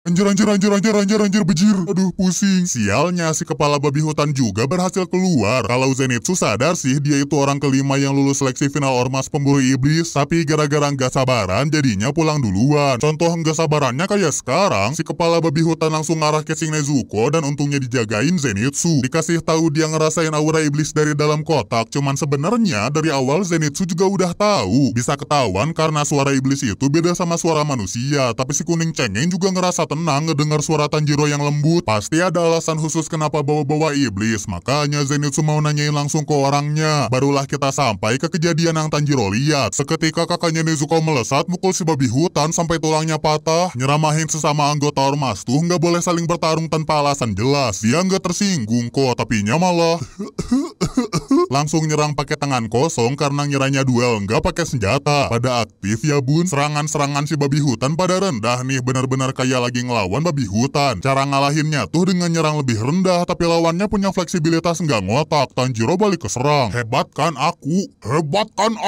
Astaga, narsisa kak. Si babi hutan masih bisa selentur ini walau udah patah tulang. Terpaksa Tanjiro ngeluarin jurus rahasianya, yaitu jurus keras kepala. Gara-gara itu kepala babi hutannya lepas, nunjukin muka asli mas-mas cantik. Apa lo lihat-lihat? Mama ada anime. Kulit kamu bagus, bersih, menarik. Ngajak lo anjing. Jadinya malah pada kenalan nama si mas cantik tuh Inosuke sebelum akhirnya dia pingsan. Ya nggak aneh sih, orang nggak pernah ada yang bertahan dari sundulannya Tanjiro. Wah, kakak keras kepala. Baru sebentar Inosuke tidur dan bangun-bangun dia langsung bikin rusuh, langsung ngajakin pukul-pukulan, padahal yang lainnya lagi bikin kuburan. Ngapain nguburin orang woi? Ngapain? Serius nanya ngapain? Konselet jir. Tanjiro mikirnya malah lebih absurd lagi. Ngira Inosuke nggak mau ngebantuin gara-gara badannya kesakitan. Jelas dong sifat nggak mau kalahnya bikin dia ngebantuin mereka. Makanya proses nguburin para korban bisa cepat selesai. Palingan si babi hutan sih, Duka itu ngapain? Diemin. Tiba-tiba datang burung gagak nyuruh mereka buat turun gunung ngikutin dia. Maksudnya ini waktunya semua pada misah-misah. Enggak, jangan tinggalin aku. Yus, kasih sayang. Gebuk. Enggak lupa si kakak darah langka dikasih jimat penangkal iblis yang dibikin dari bunga wisteria, terus mereka bisa pulang sendiri deh. Hati-hati. Ya, jeduk. Gabut aih. Beres ini para ormas pemburu iblis ngikutin burung hitamnya Tanjiro, tapi Inosuke masih aja nantangin. Mana salah nama mulu. Bertarung kita sama Bokogo Pachiro. Ngejek mulu woi. Bertarung kita. Wah, berisik anjing. Malamnya barulah mereka nyampe di sebuah villa dan disuruh istirahat di sana. Disambut sama nenek-nenek. Monster. Woi, bertarung kita. Woi. Pelayanan di rumah ini ternyata top banget. Mulai dari disediain makanan 4 sehat 5 sempurna. Nyam. Hehehe, Inosuke lapar ya. Nih ambil aja, disediain kasur buat istirahat. Gua di sini bebe. Ya boleh Inosuke. Ngamuk dong dia ngeliat Tanjiro soft spoken. Supaya cepat sehat, si nenek juga manggil dokter buat meriksa mereka. Dan hasilnya semuanya pada patah tulang. Paling yang ini ada jendol sedikit. Dedikasi si nenek buat ormas pemburu iblis itu ada alasannya. Dimana dulu leluhurnya si nenek pernah diselamatin ormas dari iblis. Sejak saat itulah leluhurnya si nenek siap ngebantuin para anggota ormas. Mereka juga ngobrol-ngobrol tentang alasan Inosuke jadi ormas pemburu iblis. Karena nggak sengaja ada anggota yang datang ke hutannya sih, Inosuke ngedengar ada seleksi final. Jadi deh dia ikutan dan taunya lolos seleksi. Kuungkap juga dari kecil Inosuke tinggal sendirian di hutan tanpa orang tua atau saudara. Satu lagi nih yang jadi pertanyaan, Tanjiro kenapa bawa-bawa iblis? Kagum dong dia sama Zenitsu karena meski udah tahu si kuning masih mau ngelindungin casing Nezuko. Enggak, emangnya aku dipuji bakal seneng gitu? Enggak. Belum juga ngejelasin tiba-tiba casing Nezuko kebuka. Zenitsu rusuh-rusuh sendiri padahal yang keluarnya aduh. Emangnya boleh si imut ini? Seketika badannya Nezuko ngegedein kembali ke wujud semula. Inosuke sih udah nggak tertarik. Beda sama Zenitsu yang langsung ngeluarin pernapasan petir gara-gara nggak terima Tanjiro jalan-jalan sama wanita cantik. Gue nangis darah lu malah hahaha. Gue nggak terima ya anjing. Gak usah soal nyeramahin lagi. Gue tebus dosa-dosa lu sekarang juga. Itulah hari istirahatnya para ormas pemburu iblis di malam yang sunyi. Kalau udah tahu iblisnya Tanjiro toh iblis. Ih lucu. Ih lucu. Nezuko-chan. Udah dihalangin sama kakaknya juga tetap aja. Tanjiro, sini semuanya keluarga, aku sayang kalian. Inosuke doang yang gak ikutan tapi dia dibaikin sama si nenek villa. Diminta ganti baju sama baju bersih biar lebih nyaman dan gara-gara nggak biasa nerima kebaikan. Oh ya, jeduk. Ih Inosuke babi apaan sih? Akhirnya mereka kejar-kejaran, lari-larian yang nandain besoknya udah pada sembuh. Burung hitamnya Tanjiro juga datang ngasih tugas baru buat mereka. Sebelum pada berangkat, si nenek ngasih ajian-ajian baik biar selamat di jalan. Cuman sama Inosuke malah diajak berantem. Ujung-ujungnya dia ngerti tentang budaya ormas pemburu iblis dan akhirnya 3 orang ini berangkat ke tempat misi mereka selanjutnya. Nyampainya pas malam nih, jelas langsung bikin Zenitsu ketakutan. Emang hutan gunungnya juga kelihatan angker sih. Tiba-tiba Tanjiro ngerasain ada orang minta tolong. Yang sayangnya si peminta tolongnya ketarik lagi masuk ke dalam. Kejadian tadi makin ngebuktiin tempat yang bakal mereka masukin ini bahaya banget. Tempatnya mungkin penuh dengan para iblis, penuh dengan makhluk-makhluk jahat yang belum pernah mereka temuin sebelumnya. Cuman gak ada kata gentar lah buat Inosuke Tanjiro. Tolong aku ditinggal. Baru masuk ke gunung mereka nemuin banyak jaring laba-laba. Si babi hutan biasalah rusuh-rusuh sendiri, tapi aslinya berkat dirinya yang selebau-selebeu, Tanjiro jadi punya keberanian. Tersanjung lagi dong dia. Cuman gak ada waktu buat ngobrol soalnya mereka nemuin seorang anggota ormas yang kelihatan was-was. Bukannya bersyukur, dia malah marah-marah gara-gara yang datang masih ranking cupu dan jadinya kena bogem Inosuke. Baru deh si anggota ormas yang namanya Murata cerita. Beberapa anggota ormas ditugasin ngebasmi iblis di gunung ini, tapi tiba-tiba semuanya pada nyerang teman sendiri. Nggak tahu apa penyebabnya dan informasi tadi juga disampaikan burung gagak ketua ormas yang langsung nugasin para Hashira alias orang-orang kuat di ormas buat nge-backup. Nggak cuma mereka aja kok, Zenitsu yang ditinggal sendirian jadi kepikiran. Bisa-bisanya teman-teman baru dia ninggalin dirinya sendirian. Padahal kalau diajak ya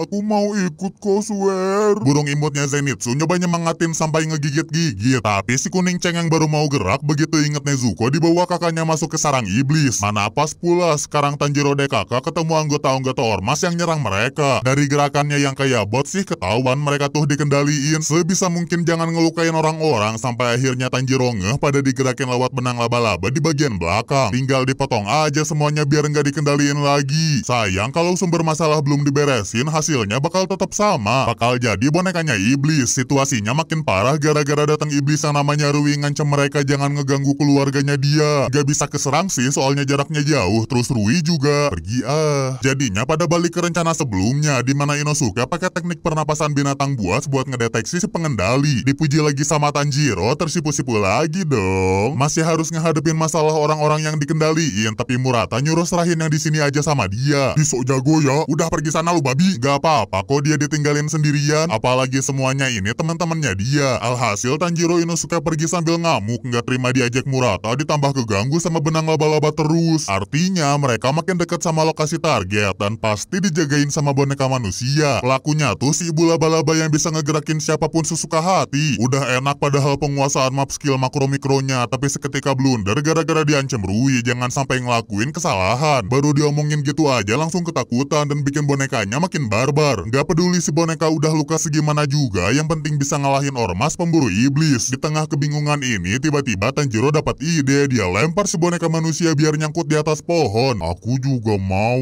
Inosuke mancing-mancing biar diserang, langsung dilempar ke atas supaya nyangkut juga. Gua juga bisa ya. Apa sorry nggak lihat? Sekilas usaha mereka nyelamatin anggota-anggota ormas berjalan lancar. Cuman ujung-ujungnya ibu laba-laba ngakhirin nyawa boneka-bonekanya. Perbuatan keji barusan bener-bener bikin Tanjiro si anak baik murka. Sampai-sampai Inosuke juga merinding. Mereka lanjut nyamperin tempat musuhnya, tapi sekarang dihalangin sama boneka tanpa kepala. Udah daya serangnya luar biasa. Boneka yang ini nggak punya kelemahan gara-gara nggak punya kepala. Kalau Tanjiro sih tipenya bikin rencana dulu. Beda sama Inosuke yang buru-buru nyerang, malah dapat luka keikat jaring laba-laba. Hampir aja game over kalau nggak ditolongin Tanjiro. Selas. Baik. Belajar dari kesalahan barusan, baru Inosuke mau kerja sama. Berhasil ngebelah tangan si boneka. Tumpuan kakinya juga berhasil digoyahin. Semuanya ngikutin alur yang Tanjiro buat sampai akhirnya si boneka bisa dikalahin. Gak terima dong si babi hutan yang biasanya solo jadi bergantung ke orang lain. Dia lempar Tanjiro jauh-jauh, cuman bukan karena kesel kok, tapi biar temennya langsung melesat ke tempat si ibu laba-laba. Asalnya si ibu ketakutan, cuman dipikir-pikir lagi, ini adalah berkah di mana dia bisa bebas. Tanjiro ngerasain kesedihan lawannya, makanya ngubah serangan dia pakai teknik yang paling lembut. Ibu laba-laba sama sekali nggak ngerasain sakit. Ngerasainnya air hujan hangat yang ngelepasin dia dari penderitaan. Ngelepasin dia dari kejamnya anggota keluarga iblis si ibu. Untungnya hal terakhir yang ibu laba-laba lihat tuh mata sedihnya Tanjiro. Ngingetin dirinya semasa masih jadi manusia yang peduli sama orang lain. Makanya sebelum hilang si ibu ngasih spoiler. Ada iblis Demon Moon loh di sini. Sebut nama kayak spoiler setengah-setengah. Sekarang kita lihat dulu Zenitsu yang udah masuk ke dalam gunung. Sikap pedulinya ke Nezuko ternyata bisa bikin dia berani ya. Walau ada cengeng-cengengnya berharap teman-teman nyamperin dia. Untung burung kecil Zenitsu mau kok nemenin pemiliknya. Jadilah mereka berkelana bareng-bareng tanpa tahu ada bahaya yang mengintai. Mana kerasa ada serangga yang ngegigit pula, otomatis si cengeng jadi marah-marah. Pada kemana anjing, laut mana saat yang ngikutin mulu loh? Oh maaf, saya tidak bermaksud. Apaan setan? Ngacir lah, nggak mau ketemu botak jadi-jadian dan nggak sengaja Zenitsu masuk ke sarang musuh. Banyak manusia yang digantung perasaannya kecium aroma busuk yang asalnya dari iblis man spider. Putar-putar agar anggun li. Hai. Kabur anjir. Percuma sih mau lari kemana juga, abisnya Zenitsu udah kegigit laba-laba, yang berarti sebentar lagi dia juga bakalan jadi anak buahnya man spider. Tinggal nunggu beberapa menit lah si kuning cengeng berubah jadi botak jadi-jadian. Kakak. Langsung naik ke pohon jambu. Kejadian ini ternyata mirip sama waktu dia latihan dulu. Dilatih sama mantan Hashira bernama Jigoro yang nolongin dia waktu ditipu cewek. Sejak saat itu si kakek yang ngelihat Zenitsu punya bakat terus maksa-maksa latihan meski dia yang gak mau dan berakhir kena azab. Ini juga penyebab si cengeng punya rambut kuning yang sekarang rambut kuningnya perlahan rontok. Kebotakan menyertaimu. Seketika Zenitsu pingsan jatuh dari atas dengan kepala duluan, tapi sebenarnya dia pakai teknik pernapasan petir buat nyerang si man spider. Masih bisa nyerang balik. Kepaksa si petir ngehindar terus pasang kuda-kuda lagi. Nggak dibiarin gitu aja dong, apalagi si man spider sadar lawannya cuma bisa pakai satu bentuk. Bentuk pertama dari teknik pernapasan petir yang dipercayain si kakek ke Zenitsu buat terus pakai bentuknya. Kuasain bentuk pertama sejago mungkin, makanya nggak peduli mau diremehin orang segimanapun, dengan bentuk pertama itu Zenitsu pasti bakal ngelewatin segala rintangan yang ngehadang. Botak jadi-jadian yang berkumpul tiba-tiba kehempas, aura petir nyelimutin Zenitsu dan dalam sekejap dia melesat set menerjang ke arah man spider terus ngebelah lawannya di bawah terang bulan. Akhir tragis dari man spider yang ngeremehin reverse flash. Sayangnya serangan Epictos Momentos tadi bikin Zenitsu nggak berkutik lagi. Sebenarnya selama pertarungan juga dia keingetan omongan senior latihannya dulu. Suka ngerendahin Zenitsu gara-gara bisanya pernapasan petir bentuk pertama doang. Gak pantes lah jadi muridnya seorang Hashira. Mungkin ini penyebab dia makin cengeng atau nggak percaya diri ya, walau aslinya si kuning punya kekuatan buat nolong orang lain. Kakek Jigoro juga berperan banget. Di saat Zenitsu mau kabur, si kakek selalu ada nyemangatin dia. Itulah bayangan-bayangan masa lalu yang terlintas di benaknya. Omongan kakeknya buat jangan nyerah terus terngiang-ngiang. Makanya Zenitsu pakai teknik pernapasan biar racun laba-laba nggak nyebar. Siapa tahu aja ada keajaiban. Balik ke Tanjiro yang khawatirin Inosuke gara-gara badannya penuh luka. Mau diobatin lukanya, cuman si babi hutan malah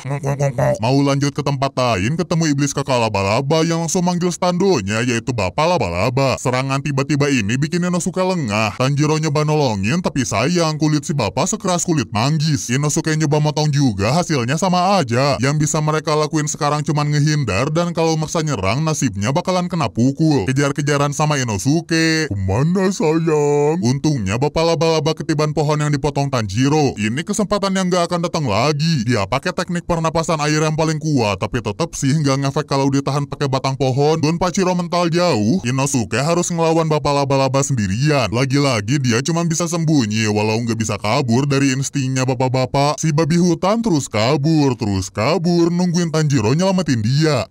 Pak Tarno nyelamatin, mendadak Inosuke ngamuk-ngamuk, bergantung ke orang lain itu bukan gayanya. Jadinya dia nyerang Bapak Laba-Laba dengan barbar, dia kerahin tenaganya buat pukul sampai tangan lawannya kebelah. Gokil anjir, gokil. Lu yang gila setan. Sekarang keadaan berbalik di mana si babi hutan ngejar-ngejar si Laba-Laba. Dilacak lokasinya pakai teknik pernapasan binatang buas ciptaan dia sendiri dan ketahuan si Bapak Laba-Laba lagi cosplay jadi ulet bulu. Nggak bermaksud kabur kok, soalnya si bapak ganti kulit jadi Dedi Laba-Laba. Inosuke langsung ngerasa nggak bisa menang ngelawan si Dedi. Di detik-detik terakhirnya, dia keingetan lagi cerewetnya Takjuju. Keingetan nenek Villa yang baik hati, makanya Inosuke gebuk. Nggak ngubah keadaan Inosuke terpojok dan serangannya nggak mempan. Meski udah ketangkap, dia tetap nyerang dengan pedang patahnya yang tetap ya nggak ngefek juga. Lagi-lagi Inosuke flashback. Ya elah, flashback mulu flashback tentang sosok ibu-ibu. Apakah mungkin dia ibunya? Ngelempar Inosuke dari atas tebing. Flashback mulu, kita cepetin aja ceritanya ke Gyu yang berhasil nyelamatin si babi hutan. Tangan Dedi Laba-Laba bisa tumbuh dalam sekejap, tapi bukan masalah bagi Gyu sang hasira air si ganteng kalem. Inosuke langsung ngefans sama orang yang berhasil ngalahin si Dedi, padahal dia aja nggak bisa ngegores kulit keras lawannya. Bukan cuma Gyu aja yang hadir, di tempatnya Zenitsu yang tangan kakinya udah mengkerut jeprut didatengin bayangan kupu-kupu yang asalnya dari Shinobu, sang hasira serangga. Akhirnya keajaiban muncul, cuman keajaiban ini juga terjadi karena Zenitsu yang gak nyerah, yang nahan racun pakai teknik pernapasan. Untungnya yang datang Shinobu nih ahlinya racun-racun di ormas pemburu iblis. Barulah Zenitsu bisa istirahat dengan tenang, begitu juga sama orang-orang yang digantung perasaannya. Terus yang badannya udah luka-luka kayak si babi hutan disuruh istirahat aja. Sayang bukan sifat Inosuke dong buat nurutin kemauan orang lain. Kepaksa Gyu tiba-tiba nyiapin tali. Wow, ajaib, tiba-tiba ada tali. Langsung ikut Inosuke yang susah diatur, biarin marah-marah aja sendiri. Sisa Tanjiro yang tadi kelempar jauh, pakai pernapasan air biar pendaratannya lebih lebih mulus. Nggak jauh dari tempatnya, dia ngedenger ada yang teriak kesakitan dan asalnya tuh dari Rui sama kakak Laba-Laba. Rui bilang gak usah ikut campur urusan keluarganya. Cuman menurut Tanjiro, apa yang para iblis lakuin ini nggak bisa disebut keluarga. Mana ada keluarga yang saling ngelukain kan? Dan tiba-tiba ini ada figuran sosokan udah tahu ini bagiannya MC. Makanya figuran barusan langsung didelat sama Rui yang ngamuk gara-gara hubungan keluarganya dikata-katain. Aura di sekitar mereka kerasa berat. Don Quixote Rui Mingo nyerang pakai Itonomi sampai bisa motong pedangnya Tanjiro. Berhasil ngehindar kok, cuman dia bakalan kesusahan buat ngelawan kalau kondisinya gini. Ngerasa bersalah sama para orang tua gara-gara ngebiarin pedangnya potong. Sayang lawannya Tanjiro bukan musuhnya Ultraman yang nungguin dia buat flashback. Peter Parker terus nyerang, malahan hampir berhasil ngejebak Tanjiro dalam jaring-jaring. Seandainya Nezuko nggak nolongin kakaknya. Bentar, pause dulu cuy. Para iblis terkejut sih, nggak nyangka aja ada iblis yang nolongin manusia. Apalagi begitu Rui sadar lawan-lawannya tadi tuh adik kakak. Dia pengen hubungan persaudaraan yang real no fake-fake kayak gitu. Bukannya hubungan sama kakak palsu yang harus dikasih pelajaran. Si kakak Laba-Laba bakal dimaafin kok, asalkan bisa ngabisin orang-orang yang ada di gunung. Siap, Ndoro. Abis kakaknya pergi, baru deh Rui ngajak Tanjiro ngobrol. Gak mungkin buat si ormas pemburu iblis ngalahin dia. Makanya Rui ngasih tawaran Tanjiro dibolehin pergi dengan syarat Nezuko jadi adiknya dia. Gas COD-an di mana? COD-nya di mana? Di mana otak lo? Dih marah. Ujung-ujungnya obrolan mereka nggak ada ujungnya dan Tanjiro harus ngelawan Rui si anggota iblis Demon Moon. 1001 cara Tanjiro pikirin gimana taktik terbaik buat ngelawan Miles Morales. Cuman gara-gara kebanyakan mikir, Rui pakai putih-putih lengketnya buat narik Nezuko ke pelukan dia. Nezuko yang jelas nggak mau, nggak suka, gelai. Langsung nyakar Rui dan akibatnya si adik jadi layangan. Amarahnya Tanjiro kepancing yang berarti gampang bagi Rui buat main-mainin lawannya. Ngepur dikit deh dia, kasihan ngeliat Tanjiro nggak berdaya. Ngebiarin lehernya kena pedang api, tapi si ormas pemburu iblis nggak bisa ngelukain Rui. Ini makin ngebuktiin level mereka jauh banget. Nezuko cuma bisa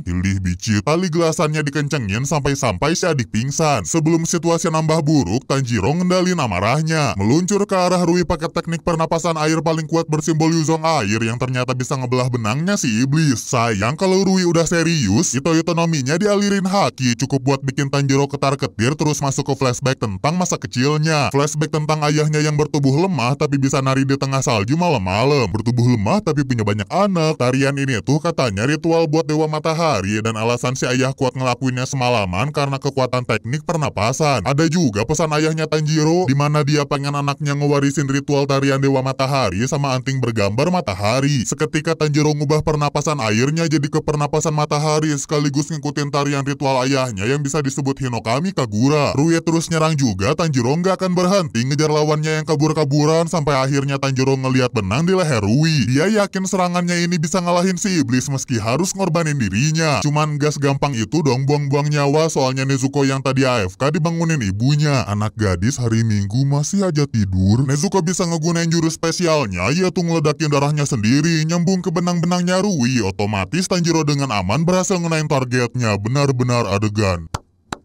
Inilah kekuatan persaudaraan adik kakak yang ada badaknya. Cuman abis itu pada pluk-pluk wih, pluk Nezuko.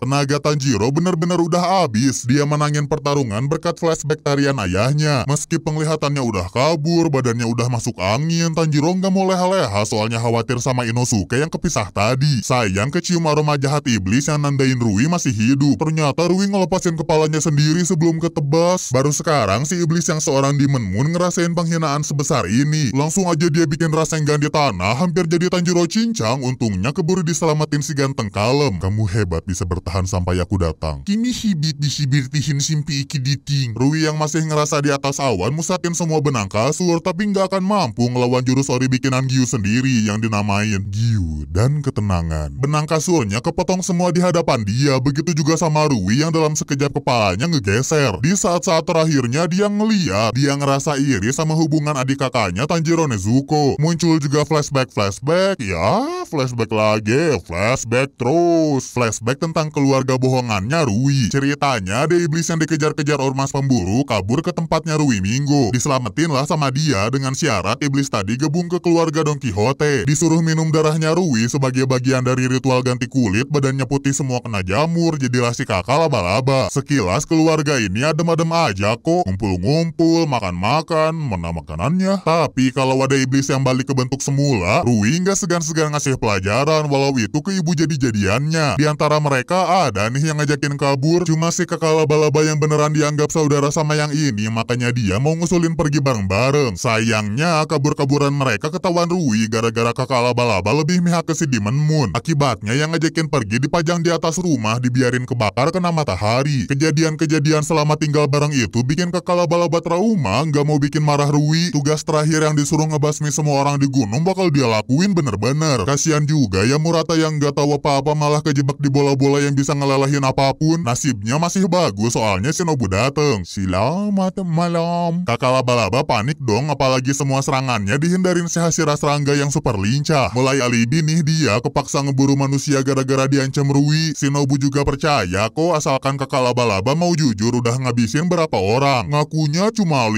sih, tapi kalau ngeliat Murata yang tolong terus banyak biji ngegantung di daerah sebelah, kamu bohong ya? Jangan main-main ah. Jelas kakak laba-laba berontak sekuat tenaga, tapi dia nggak akan bisa lepas dari sang Hashira serangga yang nyerang dengan cepet. Sebenarnya badannya Shinobu nggak sanggup ngelepasin kepala si iblis, cuman dia pakai cara lain, yaitu nyebar racun bunga wisteria dari tiap tusukan pedang. Ujung-ujungnya nggak ada iblis yang bisa bertahan dari si ahli racun. Murata juga bisa diselamatin walau baju-bajunya udah pada meleleh. Aduh. Masih ada satu flashback lagi, yaitu flashbacknya Rui tentang alasan dia nyiptain keluarga dusta. Semasa hidupnya beliau hanyalah seorang bocil yang pengen ikutan main sama bocil-bocil kapling. Hai anak-anak kapling, siapa yang nendang tititnya si Sarip? Sayang badannya yang lemah ngebikin Rui cuma bisa tiduran dalam kamar. Di saat itulah muncul sang Raja Pop nyelamatin si bocil dari kesendirian. Akibatnya Rui sering ngidam darah dan orang tuanya nggak suka ngelihat anak mereka kayak gitu. Yang si bocil pengen tuh kehidupan wholesome lah, kayak seorang ayah nyelamatin buah hatinya yang hanyut. Sedangkan kenyataannya ayahnya Rui mau ngabisin bocilnya sendiri. Kelakuan si ayah tadi dianggap impostor sama si bocil kematian. Dianggap bukan sebuah hubungan keluarga lah, tapi sebenarnya ibunya Rui minta maaf nggak bisa ngasih tubuh yang sehat. Ayahnya juga berniat nyusul Rui seandainya si bocil udah dipaksa logout. Dari awal dia sadar kok dirinya sendiri yang mutusin hubungan keluarga. Cuman ini nih si penjahat terus ngehasut si bocil kematian sampai ngelupain keluarganya. Sekarang Rui udah inget siapa dia dan kehidupan apa yang pernah dijalanin. Dia nyiptain keluarga dusta tuh karena kangen sama keluarganya. Apalagi udah ngeliat kehangatan hubungan saudara dari Tanjiro Nezuko. Sekali lagi aja Rui pengen ngerasain itu, dan Tanjiro si baik hati juga ngertiin apa yang si iblis mau. Tangan hangatnya Tanjiro nenangin Rui yang minta maaf ke orang tuanya dari lubuk hati dia. Ternyata orang tuanya selalu nungguin buah hati mereka. Bakal ikut kemanapun Rui pergi, entah itu ke neraka atau kemana, asalkan keluarga kecil ini bisa utuh kembali. Itulah akhir dari teror iblis penguasa Gunung Angker yang gak dihargain sama Giyu. Buat apaan kan iblis dikasihanin? Saling adu debat beda pandangan tentang iblis, tapi debat kusir mereka keganggu gara-gara Shinobu tiba-tiba nyerang Nezuko. Udah sewajarnya ormas pemburu iblis ngeburu para iblis di muka bumi, bukannya malah dilindungin kayak apa yang Giyu Tanjiro lakuin sekarang. Awas di situ ada iblis. Kakak iblis, kakak aku udah meninggal. Tanpa ngasih alibi apapun, si Hashira Air nyuruh Tanjiro kabur, terus sempet-sempetnya lagi ngambil casing Nezuko dulu. Sebisa mungkin Giyu nahan Shinobu yang terkenal paling lincah di antara Hashira lainnya. Tapi kali ini si ganteng kalem gak akan ngebiarin si Hashira serangga nyusulin Tanjiro. Dengan kalemnya dia peluk erat-erat Shinobu biar nggak pergi. Seenggaknya bilang alasannya kek. Semua dimulai dari 2 tahun yang lalu. Kelamaan anjir.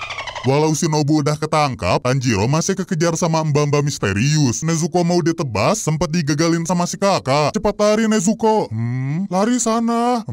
Lari dong. Seketika Tanjiro dibikin pingsan, sedangkan Nezuko ngehindarin tebasan pakai cara ngecilin badan. Terus main kejar-kejaran, sampai akhirnya burung gagak ngebawain perintah. Tanjiro sama Nezuko harus dibawa ke base camp ormas pemburu iblis dalam keadaan hidup. Giyu Shinobu yang hampir perang beneran juga dapat kabarnya, makanya mereka pada baikan. Si mbak misterius ngemanin dede Nezuko. Ih, lucu-lucu. Divisi ormas pemburu iblis yang disebut Kakushi mulai ngobatin para korban. Ngobatin Tanjiro yang pingsan. Aku butuh medkit. Nolongin si babi hutan yang ngegantung. Wehehe, tangkapan besar. Termasuk Zenitsu yang udah diobatin duluan. Kerjaan para Kakushi bisa cepet juga berkat arahan dari Simba misterius. Dengan munculnya sinar matahari, pertarungan semalaman yang penuh jaring-jaring putih agak lengket resmi berakhir. Semua yang luka-luka bakal diobatin di base camp, kecuali Tanjiro yang bangun-bangun dia ada di hadapan para Hashira. Semua orang ini pemburu iblis paling hebat di ormas dan juga pemegang ranking teratas. Jadi wajarlah dia punya gaya nyentrik, bukannya gaya-gaya NPC figuran. Si merah kekuningan ini Hashira Api Rengoku. Yang permatanya berlebihan gak takut kemalingan ini Hashira Suara Tengen. Aduh, mbaknya imut deh. Emang pantas jadi Hashira Cinta Mitsuri. Mending jadi cintanya aku yuk. Kalau mas-mas kokoh berhati lembut ini Hashira Batu Gyomei. Sifatnya berkebalikan banget sama Hashira Kabut Muichiro. Di antara mereka kayaknya ada yang mulutnya berbisa, soalnya dia tuh Hashira Ular Obanai. Buktinya dengan frontalnya dia minta penjelasan kenapa Hashira Air Giyu ngelindungin iblis. Untungnya Hashira Serangga Shinobu jadi penengah. Bilang jangan buru-buru lah, soalnya sekarang agendanya adalah penghakiman bagi Tanjiro yang berkelana bersama seorang iblis. Pertarungan semalam apalagi udah dibikin pingsan ngebuat Tanjiro kesusahan ngebela diri. Dikasih minuman campur obat sama Shinobu, baru deh kakaknya Nezuko ini nyeritain semua hal yang udah terjadi, termasuk ngejanjiin adiknya nggak akan ngelukain manusia. Sekadar janji doang sih nggak akan bisa ngeyakinin para Hashira yang udah nganggep iblis sama dengan musuh. Apalagi buat Hashira Angin Sanemi yang mukanya antagonis banget. Dia ngambil casing Nezuko, adiknya Tanjiro sengaja dilukain. Ya abisnya mana ada iblis yang gak pernah makan manusia. Seketika si kakak bangun mau nerjang Sanemi, Giyu meringatin ketua mereka bentar lagi bakal muncul, dan gara-gara itu perhatiannya si Hashira Angin keganggu. Makanya Tanjiro bisa pakai jurus kepala. Aduh,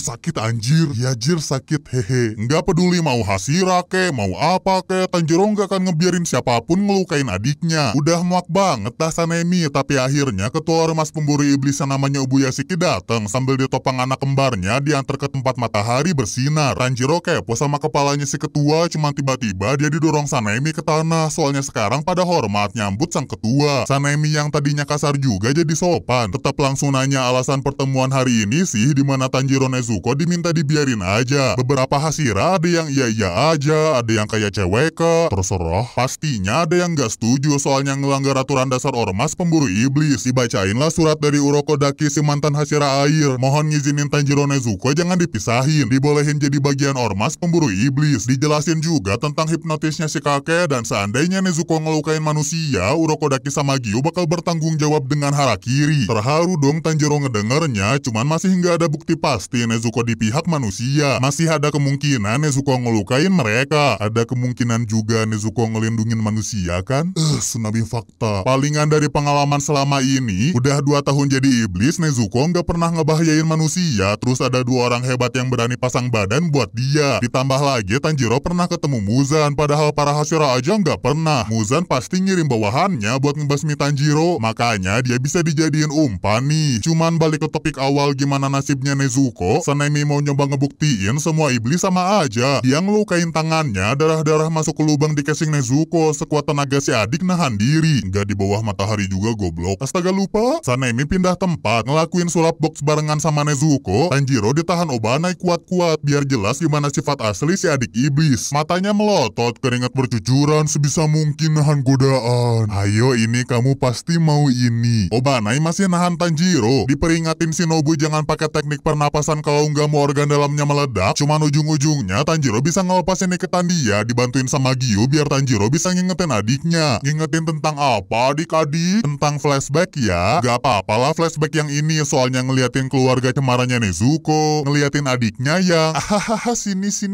aduh ketinggalan. Semua manusia adalah keluarga bagi Nezuko. Oleh karena itu Nezuko ngebuang muka, nandain dirinya nggak doyan manusia. Ubuyashiki yang nggak bisa ngeliat dijelasin situasi Nezuko yang nolak darahnya Sanemi, dan ini jadi bukti si adik iblis nggak berbahaya. Sekarang semuanya udah jelas. Lepasin aku. Tanjiro dibolehin sang ketua ormas Tamasya bareng Nezuko. Malahan kalau bisa ngebuktiin mereka berdua emang layak jadi anggota ormas pemburu iblis. Tanjiro langsung sujud ngedenger dan ngerasain suara lembut menenangkan dari Ubuyashiki. Si kakak janji bakal berguna bagi masyarakat dan bakal ngalahin Muzan. Ketinggian deh. Mulai dari ngalahin Demon Moons ajalah dulu. Sanemi juga Obanai diminta jangan terlalu keras sama juniornya. Tanjiro lanjut dirawat di rumahnya Shinobu. Kakushi nih yang ngurusin sisanya. Wanjir, langsung dibawa pergi gara-gara segan ngumpul bareng Hashira. Tapi Tanjiro tiba-tiba balik lagi minta diizinin ngebalas perbuatan Sanemi. Disentil kerikil dong kena kepala kerasnya gara-gara Muichiro gak suka Tanjiro yang gak sopan. Sebelum beneran pergi, Ubuyashiki sempat bilang titip salam buat Tamayo. Tanjiro pengen balik lagi, dipukul-pukul aja lah sama Kakushi terus dicubit. Soalnya udah ogah balik ke sana. Nggak lama kemudian mereka nyampe nih ke rumahnya Shinobu. Nggak ada yang nyambut mereka, jadinya lihat ke arah taman dan ada Simba misterius kemarin malam. Barulah sekarang Tanjiro ingat pernah ketemu Simba misterius di seleksi final ormas. Dia ini namanya Kanao, punya kemampuan hebat. Habisnya Kanao tuh muridnya Shinobu. Minta izin buat masuk ke dalam rumah, cuman anehnya dia diem-diem doang, senyum-senyum aja. Disambutnya sama pengurus rumahnya Shinobu yang namanya Aoi. Di dalam sana udah ada Zenitsu yang gak mau minum obat pahit. Seenggaknya ngelihat si kuning cengeng yang bisa berontak bikin Tanjiro lega lah, temennya baik-baik aja. Ternyata Inosuke juga ada nih. Tanjiro bersyukur banget si babi hutan selamat, apalagi abis dapet luka parah. Walau sekarang dia gak banyak omong gara-gara lehernya bermasalah. Padahal lebih kena mental gara-gara kalah ngelawan Didi Laba-Laba sih. Dengan berkumpulnya Tanjiro, Zenitsu, Inosuke di sini, tim 7 udah berhasil ngelewatin satu rintangan besar. Nezuko juga hebat bisa bertahan dari tes di hadapan Hashira tadi. Tapi yang paling Tanjiro kagumin tuh sosok Ubuyashiki yang bisa nenangin siapapun. Nggak didengerin sama Nezuko, walah emang kurang ajar. Mungkin ini hari yang panjang bagi mereka, cuman nggak gitu bagi para petinggi ormas pemburu iblis. Ubuyashiki dan para Hashira lanjut rapat ngobrolin jumlah iblis yang makin meningkat. Kekuatan tempur musuh makin hebat. Sayang kualitas anggota ormas pemburu iblis malah menurun. Contohnya banyak anggota ormas yang gugur waktu bertarung di gunung semalam. Tapi masih ada harapan kok di generasi baru. Misalnya Tanjiro yang baru sebentar jadi anggota ormas sudah bisa ketemu iblis Demon Moons. Malahan ketemu sama Muzan. Mau situasinya kayak gimana juga, cuma satu hal yang diminta Ubuyashiki ke anak-anaknya, yaitu terus semakin kuat. Usahalah buat bertahan hidup dan pasti mereka bisa ngebasmi iblis dari muka bumi. Besoknya kedengeran suara ribut-ribut dari ruang perawatan. Gara-gara biasalah nih susah banget minum obat. Kebalikannya dari Tanjiro yang minum obat, ya minum obat aja, nggak usah dibikin susah kayak Zenitsu yang malah protes-protes. Tiba-tiba mereka dijenguk Murata yang khawatir sama junior-juniornya. Dikenalin juga ke Zenitsu yang nggak ada bosan-bosannya ngeluhin obat yang pahit. Seenggaknya mereka masih pada energik ya. Beda sama sama Murata yang murung gara-gara harus laporan kejadian kemarin ke Hashira seharian. Pokoknya ngeri banget lah kalau deket-deket Hashira. Ngeri ya deket aku. Cepak, buru-buru amat sih. Maksudnya Shinobu datang ke sini mau ngasih tahu udah waktunya para pasien ngejalanin latihan rehabilitasi. Dari situ 2 minggu berselang dan Zenitsu yang tangan kakinya belum tumbuh masih istirahat di ruang perawatan. Kepo sih sama Shinobu yang menurut dia suaranya unik tapi baiknya mirip seorang dewi. Pasti disangka rehabilitasinya senang-senang dong, padahal kenyataannya semua babak belur. Tanpa ngomong apa-apa pada masuk ke kasur nggak mau ngebahas tentang rehabilitasi. Histerislah Zenitsu, apalagi besok-besoknya dia udah ikutan. Rehabilitasinya dilakuin di ruangan dojo gitu dan pertama-tama tim 7 ngelakuin lanjut ke latihan refleks lempar-lemparan air dan kalau kalah cepet, splash. Nyoba diulang lagi, splash. Masih ada latihan kejar-kejaran, tapi sebelum itu Zenitsu keluar bentar guys. Apaan sih di sini? Udah buruan ikut dulu anjing. Narik teman-temannya buat ngobrol di luar. Ada friendly fire-nya lah dikit, habisnya Zenitsu ngamuk-ngamuk. Masa rehabilitasi bareng kakak cantik malah pada nggak suka, malah pada lesu tiap balik ke ruang perawatan. Mau didebat balik juga nggak akan bisa ngalahin kefanatikannya Zenitsu ke cewek-cewek. Contohnya pas giliran dia direhabilitasi, enak. Adu refleks sama Aoi, Zenitsu yang menang, tapi si gentleman gak akan mau nyeram wajah seorang wanita. Di latihan kejar-kejaran juga si petir bisa nangkep targetnya, walau akhirnya ya. Inosuke yang gak mau kalah langsung ngeliatin kemajuan pesat. Paling Tanjiro doang yang masih kalah dan ternyata 2 temannya juga gak bisa ngalahin Kanao di latihan refleks. Di latihan yang lain tetap sama aja. Pokoknya mereka belum ada yang bisa ngalahin muridnya Shinobu sampai Zenitsu Inosuke nyerah gak mau rehabilitasi lagi. Requiem. Tanjiro emang ngerasain sih ada sesuatu yang beda dari Kanao, entah itu bau atau auranya, atau mungkin matanya. Gak disangka Tanjiro diajak ngobrol 3 serangkai sekalian ngasihin anduk buat tap keringet. Mereka ngasih petunjuk nih, ternyata para Hashira sama Kanao tuh selalu ngaktifin teknik pernapasan. Cara gitu gak pernah kepikiran sama dia, abisnya baru pakai teknik itu sebentar aja udah kesusahan. Baru deh Tanjiro mulai pakai terus teknik pernapasan dalam kegiatan apapun, meski emang gak ngotak kalau terus-terusan dipakai. Paru-paru serasa mau meledak, terus gendang telinga kayak pecah. Bener-bener salah satu latihan paling berat bagi Tanjiro, padahal masih ada latihan lagi yang berhubungan sama kendi. Kendinya diapain nih? Ditiup sampai hancur. Wah, ditiup hancur, tuk-tuk, keras anjir. Siapa yang ngira di balik wajah imutnya Kanao, dia bisa niup kendi sampai hancur, apalagi udah sampai ke level kendi badak. Makin kepaculah Tanjiro ngegunain teknik pernapasan sambil latihan teknik-teknik dasar dan gak lupa latihan fisik. Latihan mental kayak meditasi juga nggak ditinggalin kok. Agak susah konsentrasi gara-gara keingatan ngecewain Urokodaki Haganezuka yang pedangnya udah dipatahin. Lagi dibikinin ulang sih tapi tetap ngerasa nggak enak. Untungnya datang Shinobu nih ikutan nongkrong bikin Tanjiro rileks sejenak. Saling ngobrol-ngobrol lah, termasuk ngobrolin impiannya Shinobu yang pengen manusia bisa berteman dengan para iblis. Tapi dari obrolan impian itu Tanjiro nyium bau amarah dari Shinobu, padahal si Hashira serangga mukanya selalu senyum. Jadi deh Shinobu nyeritain rahasianya di mana dia aslinya selalu marah. Sebenarnya impian buat berteman sama iblis tuh bukan punyanya Shinobu, tapi punya kakaknya yang direnggut oleh iblis. Malahan sampai detik terakhirnya juga si kakak masih ngerasa kasihan sama mereka dan percaya suatu saat manusia iblis bisa hidup bareng-bareng. Sayangnya makin lama Shinobu makin capek, gak bisa ngebaik-baikin iblis. Untunglah ada Tanjiro, makanya Shinobu minta si Junior tetap semangat dan berharap Tanjiro bisa ngewujudin impian kakaknya Shinobu. Dari obrolan barusan Tanjiro makin bertekad jadi lebih kuat biar nggak ada lagi manusia-manusia yang nemuin nasib tragis kayak keluarganya dia. Segala cara bakal dilakuin biar Tanjiro bisa cepet ngegunain teknik pernapasan terus-terusan. Misalnya dengan minta bantuan ke 3 serangkai. Kumaha barudak? Well, kalau pas tidur Tanjiro bernapas biasa langsung aja dipukul-pukulin buat nyadarin dia. Ulang dari awal pakai teknik pernapasan. Mama aku takut. Sekarang cuma Tanjiro doang nih yang latihan. Gak apa-apa kok. Pokoknya pertama-tama Tanjiro harus bisa sendiri dulu, baru selanjutnya bisa ngajarin teman-temannya yang diem-diem ngintipin latihan. Perlahan latihan teknik pernapasannya Tanjiro nunjukin hasil dengan suksesnya dia mecahin kendi. Pada sorak-sorai gembira. Silakan yang baru tuan. Kesabar. Semua latihan ini terus diintipin Zenitsu Inosuke sampai akhirnya si kuning kepikiran dia harus berubah. Ditambah diceramahin mulu sama burung kecilnya kan. Jadi deh Zenitsu mulai minum obat pahitnya. Inosuke juga akhirnya mau semangat lagi. Terus pada lanjut temuin Shinobu, nanya sekaligus nyoba latihannya Tanjiro. Hasilnya sama, mirip-mirip lah ya pada tepar. Nyoba nanya tips and trick tapi dijawabnya hop tinggal hop. Gitu aja kok gampang tinggal hop. Yuk cobain. Langsung dibujuk dong sama Shinobu biar pada mau latihan. Ke Inosuke sih manas-manasin. Latihannya masih basic, dek. Perlu ditutor enggak sini? Jeng. Sedangkan Zenitsu tangannya dipegang. Semangat ya, aku tahu kamu pasti bisa. Semua langsung niat latihan. Kanao yang seumuran sama para cowok diminta ikutan gabung, tapi si murid cuma hormat ke gurunya. Terus udah aja pergi. Masih hingga ngomong apa-apa, cuma ngeliatin The Boys dari kejauhan sambil ngelempar koin main tebak-tebakan sendiri. Buat tahu maksudnya apa, sekarang kita apa lagi? Kita flashback lagi. Flashbacknya sekarang tentang Kanao si bocil tanpa nama yang asalnya dari lingkungan kumuh. Sering disiksa orang tuanya sampai-sampai kemampuan emosionalnya putus. Dia jadi nggak bisa ekspresiin emosinya, malahan udah dijual ortunya juga nggak ngerasa sedih. Tiba-tiba pemiliknya si bocil diberhentiin Shinobu dan kakaknya yang penasaran sama kondisi si bocil. Dalam sekejap si kakak ngerti ada yang nggak beres ini. Saitama mau ngebawa barangnya pergi tapi dicegah Shinobu yang ngerti apa yang dimau kakaknya. Si bocil dibeli sama mereka, uangnya sengaja dilempar biar si bocil bisa dibawa kabur selagi Saitama sibuk ngurusin duit. Sejak saat itu si bocil tadi diurusin sama dua saudari terus dikasih nama Kanao. Cuman Shinobu ngeluh ke kakaknya nih soalnya Kanao nggak ngelakuin apa-apa kalau nggak disuruh. Ara-ara, alah ara-ara,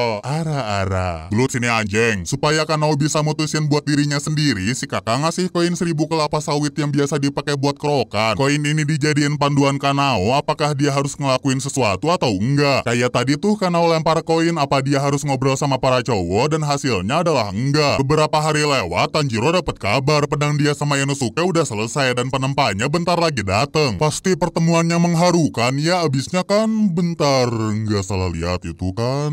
Tanjiro hampir dijeleb Haganezuka yang gak terima pedangnya dipatahin. Si penempa nggak mau tahu apa alasannya, yang jelas dia kesel sama Tanjiro. Kalau temannya yang namanya Kanamori lebih friendly, dia tuh penempa pedangnya Inosuke yang baru pertama kali bikin khusus buat pengguna 2 pedang. Semoga Tuan Inosuke suka ya. Halo Tuan Inosuke. Rak bong tak dung duk. Nice. Seketika Kanamori ngamuk nggak terima karyanya si babi hutan jadiin rak bong tang dung duk. Gua ketok balik lo anjing. Ujung-ujungnya para penempa pulang sambil marahin Inosuke yang ketakutan. Aduh lucu anet ih. Peralatan udah beres terus Tanjiro mulai bisa pakai teknik pernapasan secara natural. Nggak perlu digebuk lagi pas tidur. Dan bukti dari hasil latihan kerasnya tuh akhirnya dia bisa nangkap Kanao. Di latihan refleks juga bisa ngalahin muridnya Hashira walau nggak tega kalau harus nyiramin airnya. Teman-temannya yang ngeliat itu ngerasa sirik. Latihan makin brutal, lebih-lebih dari latihan biasanya. Sampai akhirnya tubuh mereka jadi kuat dan bisa nyusul Tanjiro yang sekarang udah sembuh sepenuhnya dan dibolehin ngejalanin misi lagi. Dia sempat nanya sih tentang Hinokami Kagura atau pernapasan matahari tapi Shinobu nggak tahu apa-apa. Disaranin nanya ke Rengoku aja soalnya kayaknya mirip pernapasan api gitu ya. Shinobu bakal ngedukung Tanjiro kok selama itu bermanfaat. Apalagi kalau demi adiknya dia yang sejak Tanjiro dirawat Nezuko terus tidur. Biarpun tahu si adik lagi ngeregen masih ada rasa khawatir. Pengen secepatnya lah nyari cara supaya Nezuko bisa balik jadi manusia. Dibantuin Tamayo juga kan yang nyari obat itu dari penelitian darah Nezuko juga darah Demon Moons yang sekarang pada dipanggil ke suatu tempat. Ada 5 iblis Demon Moons peringkat paling bawah. Biasa dipanggil iblis Lower Moons dan mereka dipindahin ke tempat ini sama iblis misterius pengguna gitar Spanyol yang dalam sekejap mindahin lagi semuanya ke satu tempat. Tepatnya ke hadapan Muzanskin penguasa jalanan. Iblis-iblis Lower Moons seketika dipaksa sujud nyembah tuan mereka. Salah satu iblis nyoba minta maaf tapi bukan itu yang Muzan mau. Malahan Muzan gak ngizinin siapapun buat ngomong. Alasan Lower Moons dipanggil tuh gara-gara Rui yang masuk kelompok Lower Moons sudah dikalahin ormas pemburu iblis. Iblis-iblis ini beda banget, lemah banget kalau dibandingin sama iblis Upper Moons. Intinya sekarang si iblis pertama pengen nyalahin bawahan-bawahannya yang gak becus padahal udah dikasih jabatan sebagai Demon Moons. Iblis Lower Moons ngejulidin tuannya dalam hati. Waduh, gak bahaya tak? Bakalan ketahuan Muzan. Semua yang dilakuin iblis-iblis Muzan tahu dan kalau ada bibit-bibit pembangkang gini, gak perlu dikasih lagi kesempatan buat hidup. Muzan ibu-ibu lanjut cerita, iblis-iblis Lower Moons sering kabur tiap ketemu Hashira. Nyoba ngebela diri dong, tapi dianggapnya si iblis ngebantah omongan yang mulia Muzan. Itu artinya dia nggak pantas hidup. Makin kelihatan jelas sifat nggak mau kalahnya Muzan. Sekarang iblis Lower Moons nyoba kabur lompat-lompat secepat mungkin. Cuma dalam sekejap si iblis ada di tangan tuannya. Tinggal sisa 2 iblis dari Lower Moons. Salah satunya minta darahnya Muzan supaya dia bisa lebih kuat, bisa ngebasmi ormas pemburu iblis. Muzan nganggapnya dia diperintah kroco. Ngebela diri itu cuma salah paham, tapi Muzan bilang, saya tidak pernah salah. Semua ucapan saya adalah kebenaran. Sayalah pemegang kekuasaan tertinggi. Nggak mau ngalah ih. Yang berarti iblis Lower Moons berkurang lagi, nyesain 1 iblis doang yang namanya Enmu. Beda dari yang lain, kata-kata terakhirnya sebelum dihabisin Mujang justru muji-muji perbuatan tuannya. Semua teriakan iblis-iblis Sailor Moon kayak musik di telinganya dan sungguh suatu kehormatan bisa meninggal di tangan Muzan. Seketika Enmu dicoblos, dimasukin darahnya Muzan langsung kelapa-kelapa. Kalau bisa bertahan, si iblis Sailor Moon bakal dapat kekuatan hebat. Inilah yang Muzan mau denger dari bawahannya. Dia juga bakal ngasih tambahan darah buat Enmu kalau Sailor Moon berhasil ngalahin ormas pemburu iblis beranting matahari. Siapa lagi kalau bukan Tanjiro? Mungkin mereka bakal berhadapan soalnya gengnya Tanjiro dapat tugas baru nyelidikin kasus di Mugen Train barengan sama Rengoku, sang Hashira Api. Tugas ini dikasihin ke mereka juga berkat Shinobu sih. Sang Hashira Serangga tahu rekannya bakal tugas keluar daerah. Supaya Tanjiro bisa nanyain Hinokami Kagura ke Rengoku, Shinobu ngusulin para junior itu ke Ubuya Shiki biar dibolehin tugas bareng sang Hashira Api. Sebelum berangkat tugas, Tanjiro papasan tabrakan dikit sama seorang anggota ormas yang jarang kesorot. Langsung nih orang yang badannya gede ini tuh bocil kasar waktu di seleksi final ormas. Nggak ada pengaruh ke cerita sih, kasihan aja jarang muncul. Palingan Tanjiro lanjut perpisahan ke Aoi yang ngejemur selimut bernoda cowok-cowok. Katanya nggak perlulah dadah-dadahan sama dia, sama NPC belakang layar yang nggak berani lawan iblis. Tanjiro nggak mikir kayak gitu. Karena Aoi udah ngobatin dia, Tanjiro janji bakal ngebawa perasaan orang-orang kayak Aoi ke medan perang. Masih ngasih salam perpisahan nih, sekarang nyamperin Kanao yang terus senyum, nggak ngomong apa-apa. Tiba-tiba dia ngelemparin koin dan hasilnya si murid Hashira ini mau ngobrol. Ih, kamu bisa ngobrol ya, kirain baterainya habis. Udah dicas kemarin. Kanao cerita-cerita tentang cara ngambil keputusan via koin. Daripada ribet gitu, Tanjiro kepikiran satu cara, mau minjem koinnya si Mbak. Ye, punya aku. Si softboy bikin pertaruhan. Dia sentil koinnya tinggi-tinggi dan kalau tebakannya benar, Kanao harus ngikutin kata hati dia tanpa bergantung ke anjir kemana koinnya.